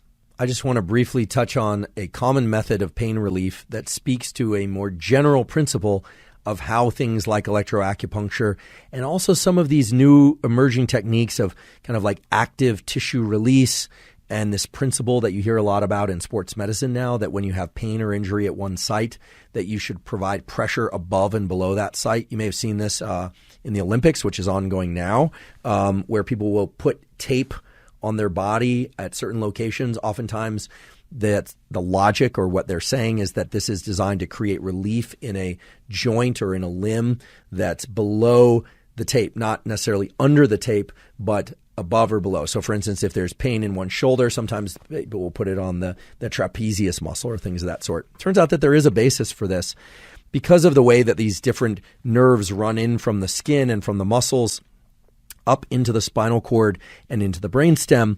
Providing pressure on one nerve pathway can often impact another pathway. And the simplest and most common example of this is one that we all do instinctually or intuitively. Even animals do this. This is something that in the textbooks is called the gate theory of pain, developed by Melzack and Wall, kind of classic theory. Basically, we have receptors in our skin, the so-called C fibers. That's just a name for these little wires that come from a particular class of DRGs that's very thin, that brings about certain kinds of nociceptor information. I want to say pain information, but then the pain people, believe it or not, they're pain people. Sometimes they're a pain, because what they tell me is there aren't pain receptors. Okay, nociceptors. That information comes in through these C fibers. And what happens when we injure something? Well, provided that we won't damage it worse by touching it, oftentimes what we will do is we will rub the source of pain or the location in which we were experiencing pain. And it turns out that's not an unuseful thing to do. When we rub our skin or an area, or we provide pressure nearby it, we activate the so-called A fibers, the bigger wires and neurons that innervate, meaning they jut into that area of skin. And those A fibers, the ones that respond to mechanical pressure, actually are able to inhibit those C fibers, the ones that are carrying the so-called pain information. So rubbing an area or providing pressure above or below an injury actually provides real pain relief support for the location of that injury or that pain, because of the way that these different patterns or these different types of neurons interact with one another. When I say it inhibits it, I don't mean that it like shouts at it. What it does is it releases, it literally kind of like vomits up a little bit of a neurotransmitter called GABA. And GABA is a neurotransmitter that inhibits, it quiets the activity of other neurons. And so it's acting as kind of an analgesic, if you will. It's acting as its own form of drug that you make with your body to quiet the activity of these pain neurons. So rubbing a wound, provided it doesn't damage the wound worse, or providing pressure above or below, typically it's above, a particular injury, can have a real effect in relieving some of the pain of that injury. And some people have speculated this is through fascia or this is through other bodily organs and tissues, and it might be. We're going to do a whole episode on fascia. It's extremely interesting tissue. But right now it seems that the main source of that pain relief is through this A fiber inhibition of these C fibers, so-called Melzack and Wall gate theory of pain, if you'd like to look it up and learn about that further. Now let's talk about a phenomenon that has long intrigued and perplexed people for probably thousands of years, and that's redheads. You may have heard before that redheads have a higher pain threshold than other individuals, and indeed that is true. There's now a study that looked at this mechanistically. There's a gene called the MC1R gene, and this MC1R gene encodes for a number of different proteins. Some of those proteins, of course, are related to the production of melanin. This is why redheads often, not always, but often are very fair-skinned, sometimes have freckles, not always, and, of course, have red hair. Some people are really intense gingers, not psychologically or emotionally intense, perhaps that too, but meaning their hair is very, very red. Others, it's a lighter red. So, of course, there's variation here. But this gene, this MC1R gene, is associated with a pathway that relates to something that I've talked about on this podcast before during the episode on hunger and feeding. And this is POMC. POMC stands for pro-opiomelanocortin. And POMC is cut up, it's cleaved into different hormones, including one that enhances pain perception. This is melanocyte-stimulating hormone. And another one that blocks pain, beta-endorphin. Now, if you listen to the episodes on testosterone and estrogen and the episodes on hunger and feeding, some of these molecules will start to ring a bell. Things like melanostimulating hormone relate to pigmentation in the skin, relate to sexual arousal, etc.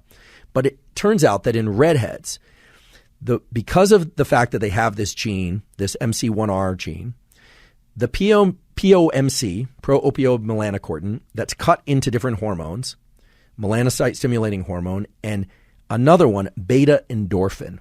Beta-endorphin should cue you to the fact that this is in the pain pathway. The endorphins are endogenously made, meaning made within our body, opioids. They actually make us feel numb in response to certain kinds of pain. Now, not completely numb, but they numb or reduce our perception of pain because of the ways in which they are released from certain brain centers. We'll talk about those brain centers in a moment. So what's really interesting is that this study showed that the presence of these hormones is in everybody. We all have melanocortin-4, we all have beta-endorphins, we all have POMC, etc. But redheads make more of these endogenous endorphins. And that's interesting. It allows them to buffer against the pain response. I have a personal anecdote to share with you about this redhead and heightened levels of pain tolerance phenomenon. Obviously, I'm not a redhead. I don't dye my hair.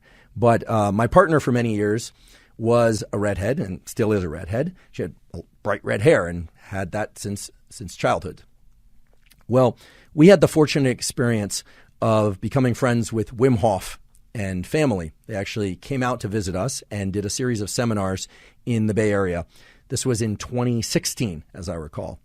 And my partner, she had never done an ice bath. She had never done any kind of real cold water exposure experience before. But there's one particular gathering, as is often the case when Wim is around, there was an ice bath and a number of people were getting into this thing. This was actually before a dinner event. And I think for most people who have never done an ice bath, getting in for 30 seconds or a minute is tolerable, but it takes some effort, takes some willpower, and takes some overcoming that pain barrier because it is a little bit painful, not a lot. Some people can stay in longer, 3 minutes, 5 minutes without much discomfort. What was incredible is that without any desire to compete with anybody else, my partner, redhead, got into the ice bath and just sat there for 10 minutes. In fact, at one point she just kind of turned to me and said, I don't really feel pain. I'm not really in pain. And Wim loved this. Wim thought it was great. He thought it was like the most terrific thing in the world. And he got back in the ice bath and they became fast friends. And I think they're probably still fast friends. So in any event, that's an N of one, what we call an anecdata example. Anecdata is not really a term that we should use too much because it's N of one anecdotes are just that. They're just anecdotes. But it's been described many times in various clinics where by anesthesiologists, by observation of coaches, et cetera, that redheads, men and women who are redheads, seem to have this higher pain threshold. And it does seem to be because their body naturally produces ways to counter the pain response. They produce their own endogenous opioids. Now, this, of course, should not be taken to mean that redheads can tolerate more pain and therefore should be subjected to more pain. All it means is that their threshold for pain on average, not all of them, but on average, is shifted higher than that of other individuals. And it remains to be determined whether or not other light-skinned, light-haired individuals also have a heightened level of pain threshold. And I should mention, because I mentioned the ice bath, that of course, pain threshold is something that can be built up, and provided you do that safely in ways that aren't damaging your tissues, because, of course, pain is a signal that is designed to help you to keep from harming yourself. But provided that you can do that in a way that's safe and doesn't damage your tissues, increasing your pain threshold through the use of things like ice baths is something that really can be done. It has a lot to do with these contextual or top-down modulations of the experience. You can tell yourself that this is good for me, or I'm doing this by choice, or whatever it is. You could distract yourself. There are a huge number of different ways that one could do that. One of the more interesting ways for which there are actually really good scientific data come from my colleague Sean Mackey's lab.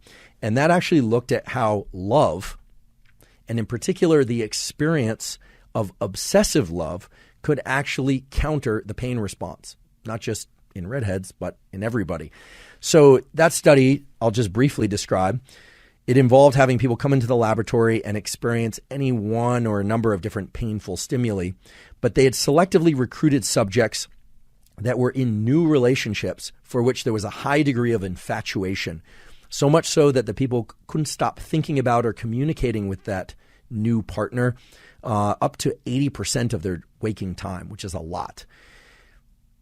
That constant obsessing about that partner was correlated with, it wasn't causal necessarily, but was correlated with the ability to sustain higher levels of pain than people who were in more typical non-obsessive forms of love, long-standing relationships where there wasn't obsessive love, rather.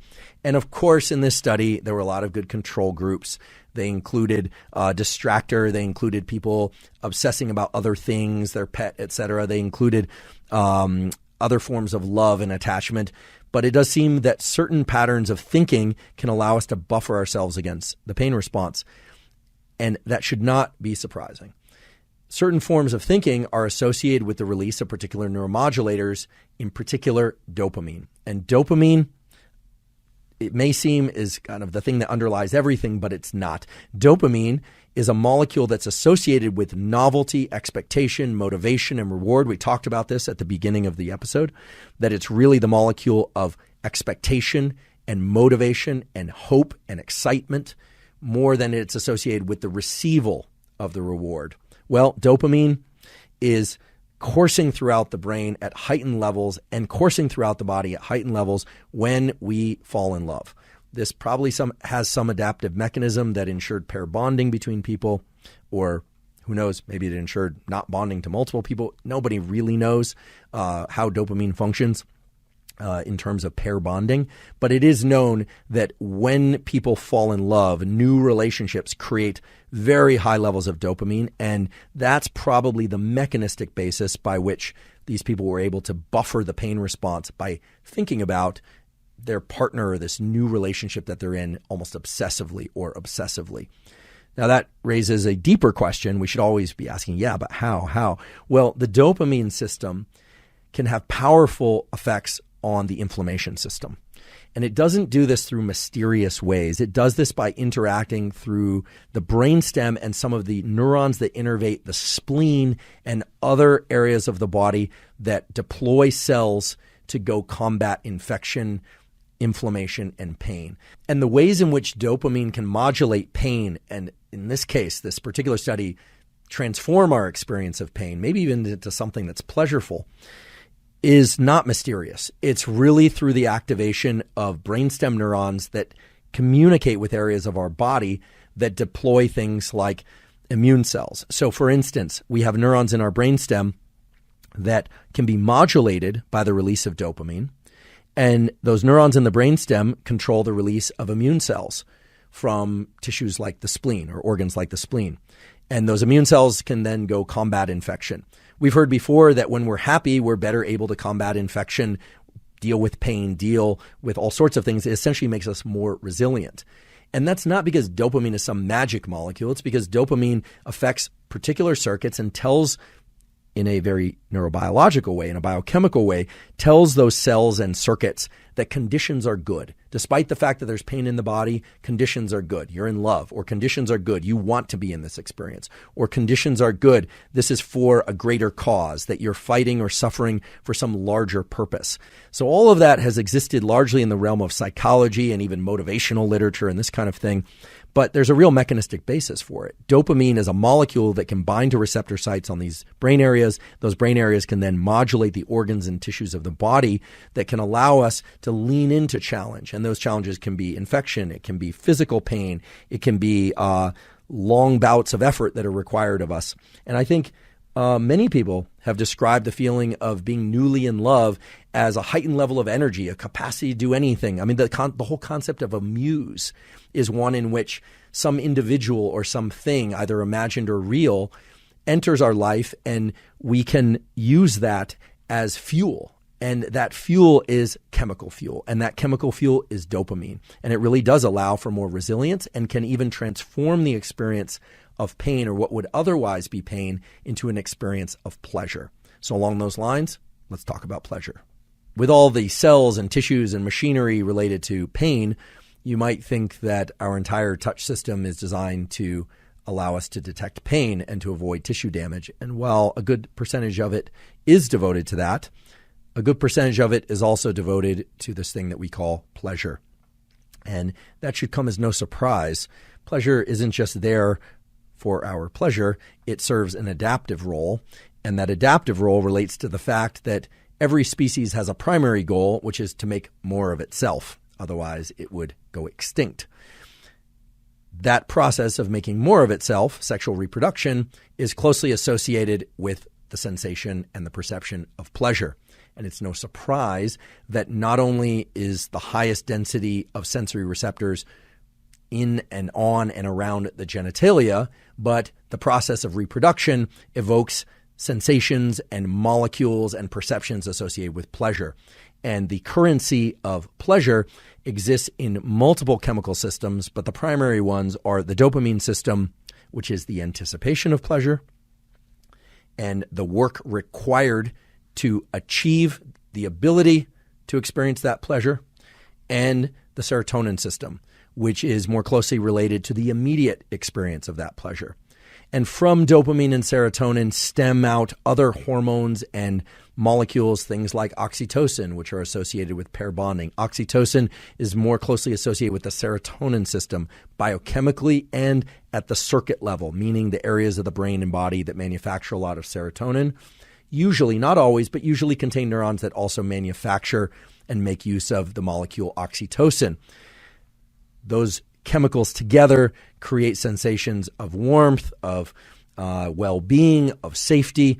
The dopamine molecule is more closely associated with hormones like testosterone and other molecules involved with pursuit and further effort in order to get more of whatever could potentially cause more release of dopamine.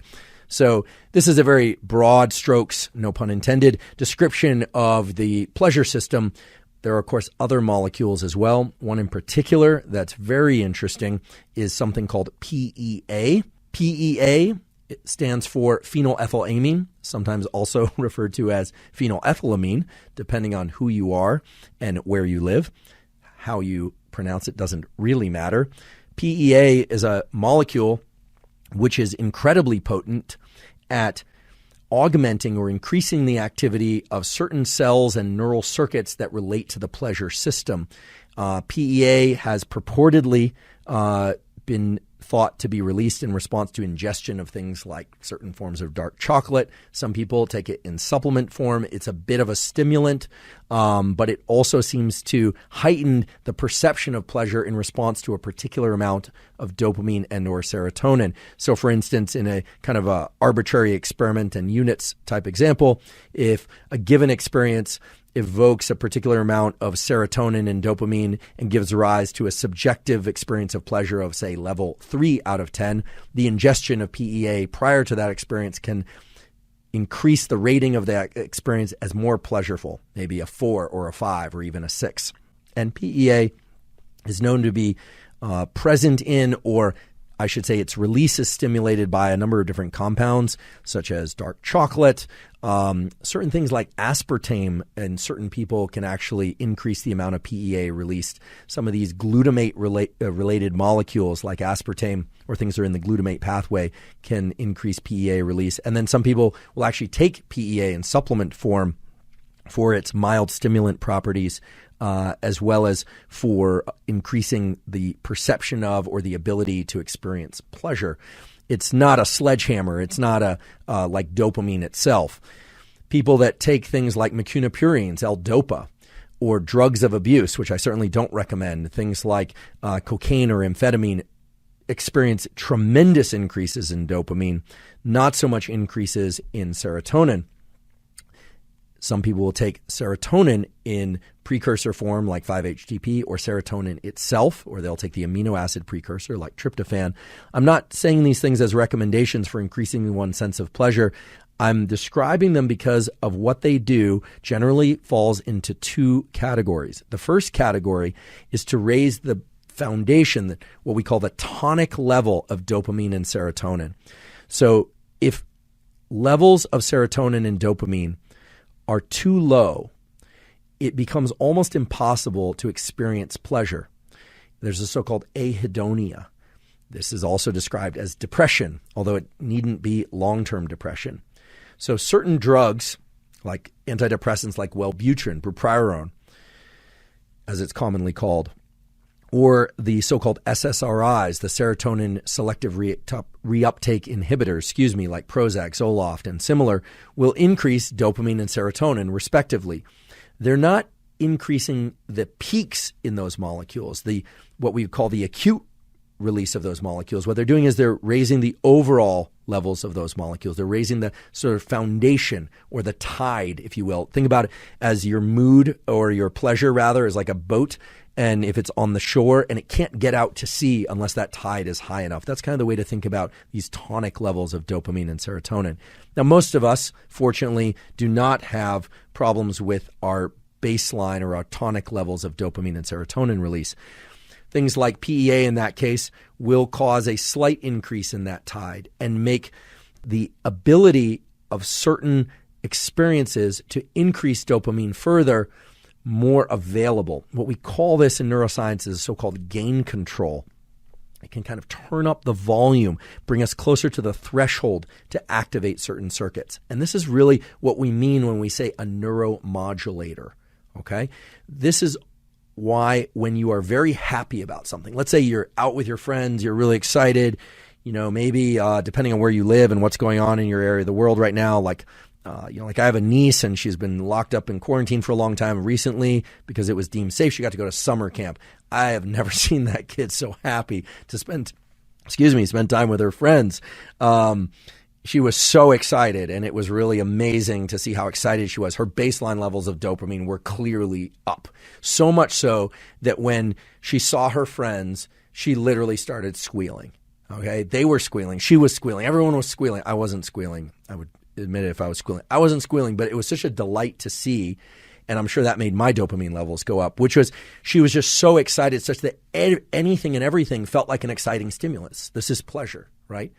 And I don't want to write off the experience from a neurobiological reductionist standpoint. Quite the opposite. It's really beautiful to see, again, this principle that different experiences and the experience of pleasure from different things, seeing your friends for the first time, summer camp for a kid, whatever it might happen to be, use the same currency, dopamine, use the same currency, serotonin.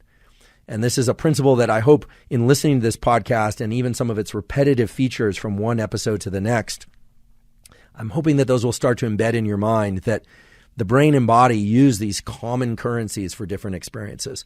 So yes, if your dopamine and serotonin, or I should say if your dopamine and or serotonin levels are too low, it will be very hard to achieve pleasure, to experience physical pleasure or emotional pleasure of any kind. That's why treatments of the sort that I described a minute ago might be right for you. Obviously, we can't determine if they're right for you. It's also why they have side effects. If you artificially increase these molecules that are associated with pleasure, oftentimes you get a lack of motivation to go seek things like food. People don't get much interest in food because why should they if their serotonin levels are already up? Again, there's a ton of individual variation.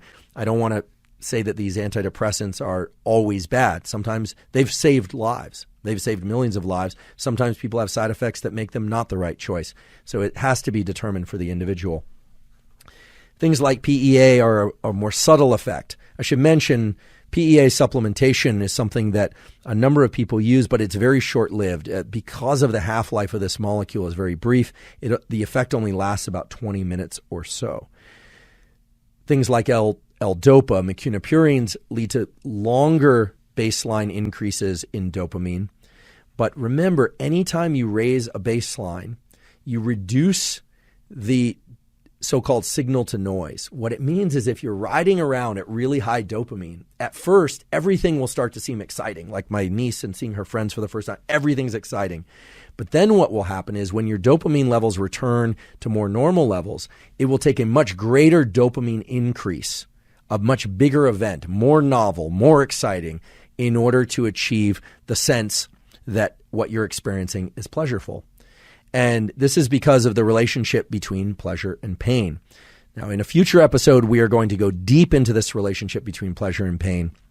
But just briefly, as a precursor to that, and because it's relevant to the conversation that we've been having, you might want to be wary of any experience, no matter how it arrives, chemical, physical, emotional, or some combination.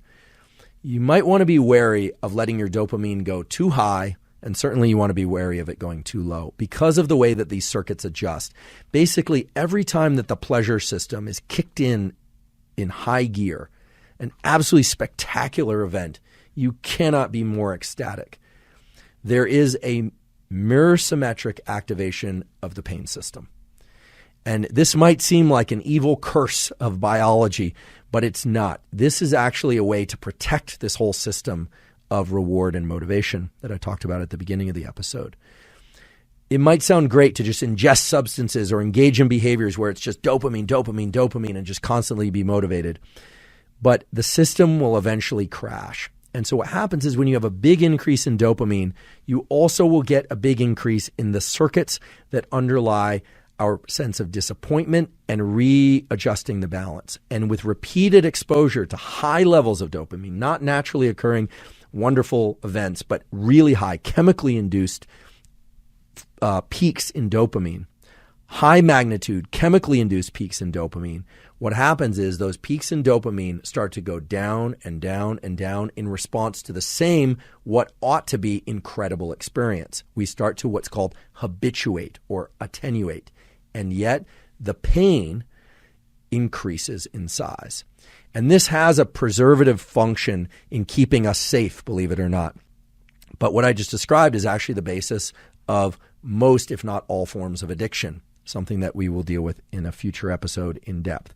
So what should you think about all this? How should you think about pleasure and how should you think about pain? What is too much pleasure? Well, that's going to differ from person to person, but to the extent that one can access pleasure repeatedly over time, ideally without chemical augmentation, certainly not excessive chemical augmentation, that means that this pleasure system is tuned up well and can continue to experience pleasure. However, if you find yourself engaging in the same behavior over and over again, but achieving less and less pleasure from it, chances are you want to adjust down how often you engage in that behavior, and or adjust down your expectation of reward every time you engage in that behavior. What do I mean by that? Well, at the beginning of the episode, I talked about how dopamine will allow us to get into bouts of hard work. We will work very hard to pursue a reward, and that's really what dopamine does. And then when the reward comes, that doesn't increase our dopamine. In fact, our dopamine levels go down. One of the key things that we can all do to adjust our ability to experience pleasure is to engage in that intermittent reward schedule. You can either adjust down the peak in dopamine, meaning not let yourself ever get too happy, but that's no fun, right? Life is about occasionally achieving or experiencing ecstasy, but every once in a while, remove the reward. And of course, I don't mean ecstasy, the drug. That's a separate matter. The MDMA trials are a separate matter, very interesting. I want to be clear. I meant psychological and physical ecstasy of the natural sort.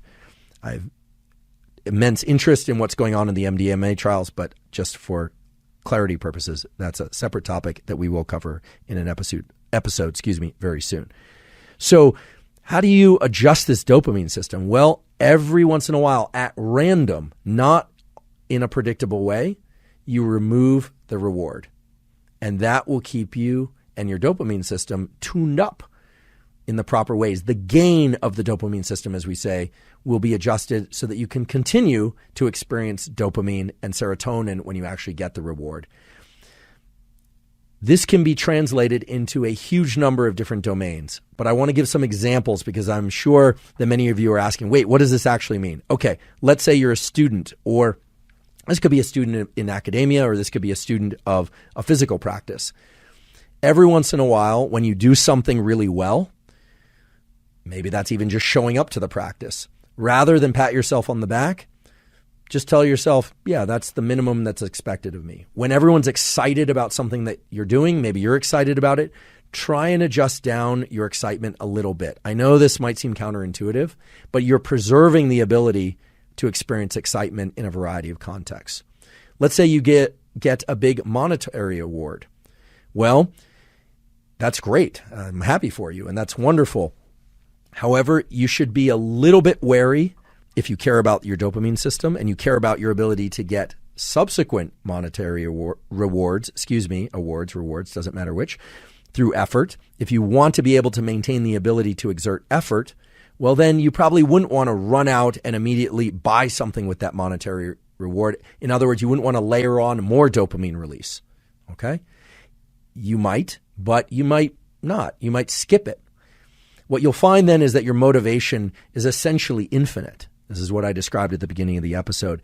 And again, it's because dopamine is this currency. It's like these days you hear a lot about Bitcoin and Ethereum and Dogecoin and US dollars and euros and all this other stuff. But the currency that you use in your body doesn't matter what external currency those are. In fact, as you watch the value of different currencies go up, whether or not it's cryptocurrency or standard currency, the value is actually reflective of the dopamine that exists inside of people, right? So all the excitement about a particular currency, crypto or otherwise, is really just dopamine. That's the currency that we all use. And there's no negotiating that. That's just the way that we're built. Now, to give yet other examples, let's say you're teaching other people how to do something and they do something exceptionally well. If you reward them every single time, and in particular, if you reward them with something that's even greater than the experience of what they did. So let's say kids win a soccer game and they're ecstatic. They're jumping all over the place. They're super excited. And you reward them with an even bigger experience, a celebration. You are actually inhibiting their ability to perform the same set of activities that led them to the win if, and I really want to underscore, if you reward them every time. Of course, we should reward kids and each other and ourselves for our accomplishments, but you don't want to do it every time. And sure, there will be some disappointment from suddenly removing the reward that you expected, but that's exactly the point. That's what keeps these circuits tuned up properly. Now, there's the other form of pleasure, which is the more immediate, visceral, or sensory experience of pleasure. This is distinct from goals and goal-directed behavior. I'm talking about the immediate experience. This is more of the serotonergic system. There are other systems involved too, but this is also the system that draws out those endogenous opioids from a particular structure. We have a structure in the back of our brain called PAG, P-A-G. It's the periaqueductal gray area. Very interesting brain area that is associated with pain, but also with pleasure, because under certain conditions, it deploys endogenous opioids and gives us a kind of blissed out feeling. Okay, this is not like the opioids of the opioid epidemic sort that people take and unfortunately have led to tremendous amounts of suffering and abuse. These are endogenously released opioids. These are the kind of opioids that come out from long distance bouts of physical exercise and running. These are the opioids that are deployed in response to giving birth and overcoming the tremendous pain of childbirth. So PAG is very contextual, and there are a few types of stimuli, or I should say events in life. I'm really showing my nerdy side. There are a few types of stimuli, or I'm talking about experiences, that evoke endogenous opioid release from PAG. One is sexual activity. Sexual activity can increase pain threshold. And here I am not suggesting or getting involved in anyone's particular proclivities or personal experiences. You're welcome to editorialize this however you like. However, what I'm talking about are animal data, and yes, human data as well, that show that pain thresholds are increased anytime PAG is activated because of the release of these endogenous opioids. There's also the immediate experience of whether or not a particular form of touch is pleasureful or not. And there's some very interesting biology that relates to really how those little wires from those DRGs innervate our skin. Studies, I should say, done by David Ginty's lab at Harvard Medical School. The Ginty lab has spent years working on the somatosensory system, the touch system, has identified a particular category of neurons that innervate the skin, and then those neurons, of course, send that information up to the brain too, and they actually respond to direction of touch. Now, some of you might be more sensitive to this than others, but it turns out that certain hairs like to be deflected one way versus another.